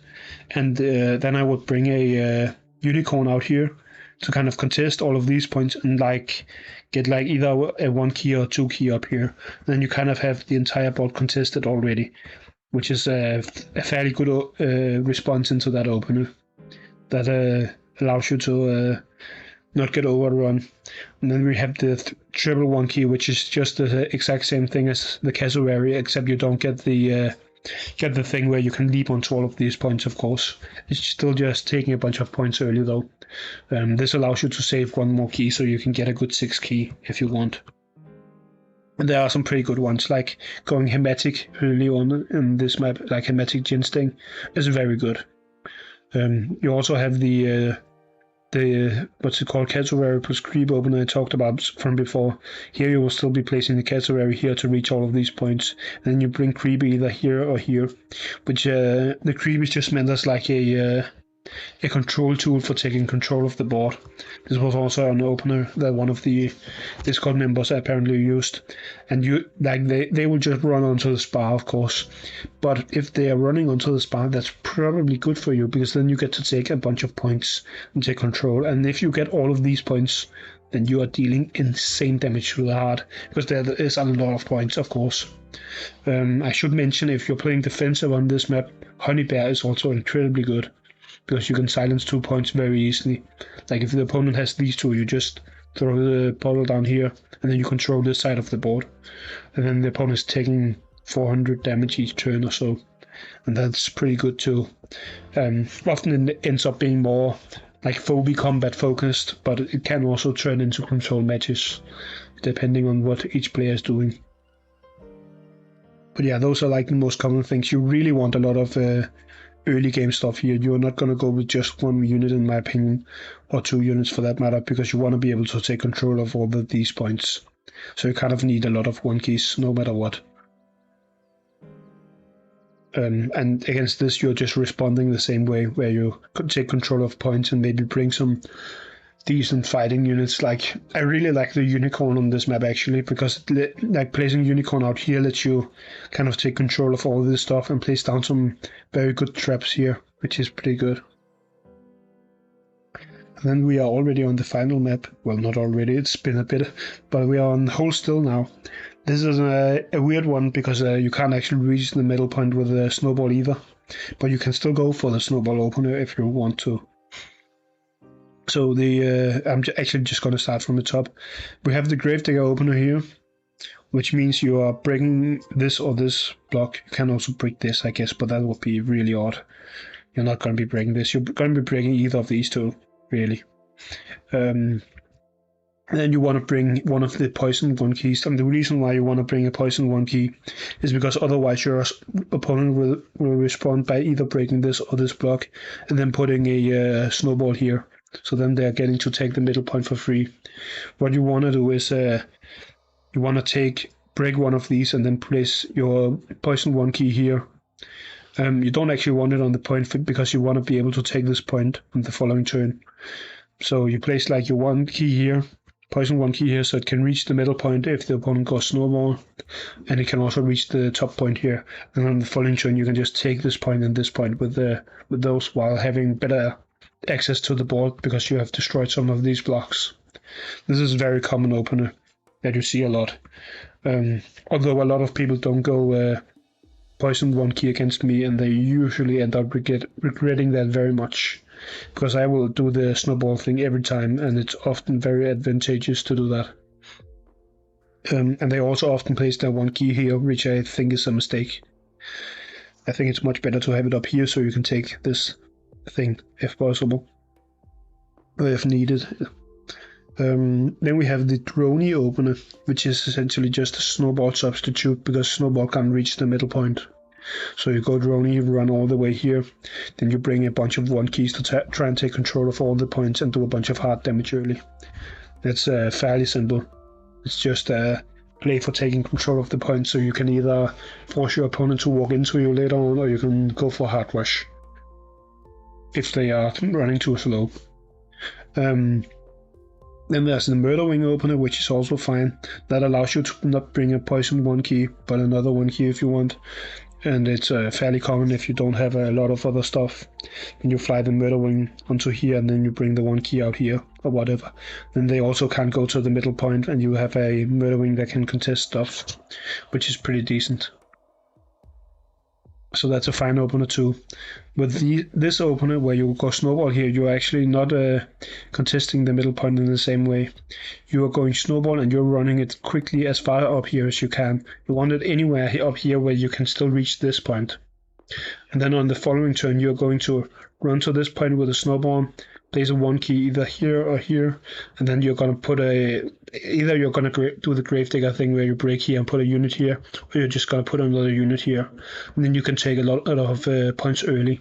Same thing as the Droney, except you're not guaranteed to take the middle point, but you get to have a snowball instead of a Droney on the board, which is a lot better of a unit, like a lot better. And you get one less 1-key though. so that's a bit less power. It kind of depends on which part you're focusing most on. If you want to take control most, it's better to have Snowball in my opinion, and if you want to go for Hard Rush, it's better to go Drone in my opinion. And the way to respond to these fast units is just to go for fast units yourself. So your opponent flies out here with Snowball and runs out with a 1 key. You're going to be running your own Snowball out here. You can break this block still if you want in that case, or you can just go for a Murder Wing or some other fast units out there. But you want Snowball up here because then the opponent can't capture any of these with the drone without the Snowball just burning it to death, which is a very good trade for you. It's 2 keys for 0 then, which is an obvious good trade. So yeah, then you're just trying to respond quickly to your opponent. Same thing if your opponent is doing this, except then you want to be taking the middle point, I think. But if you're going for this, your opponent of course can't take the middle point on turn 1, because then you will kill it with the Snowball and the 1 key, because that should be enough damage. As long as you go for a decent 1 key that has some amount of attack power, like Contortio or Razor Mouth or whatever. Whichever one you like the most. Cowbell can probably also work on this, you're underleveled. And then you just have to kind of try and take control of these points against that. It's the same thing as the drone, except they are not taking the middle point. Against the Murder Wing, they're slow enough that you can just go for your own game plan and break stuff. If your opponent goes for this, which is fairly slow, I have seen some people go for Crushmo and break these, which is pretty decent. Crushmo is a lot better for a unit than the other ones. I have also seen people run it out here and then break on the following turn instead, which is also a fine thing to do, because then you can choose to move out on the map if you need to do that instead. Either thing is fine. There are a lot of decent responses to these openers, but I still think these openers are like the best ones on this map. I haven't actually seen anything else that held up, at least here. But that's the final map outside of the newest 3 maps, which we are not going to be looking at. So that concludes the video. I hope you learned something from this, and I think I'm gonna put these pictures together in like a big picture and put it in the description maybe or something, so that you can look at it whenever you enter a new map if you want. But I hope you learned something or at least enjoyed it, and I will be seeing you in another video. Bye.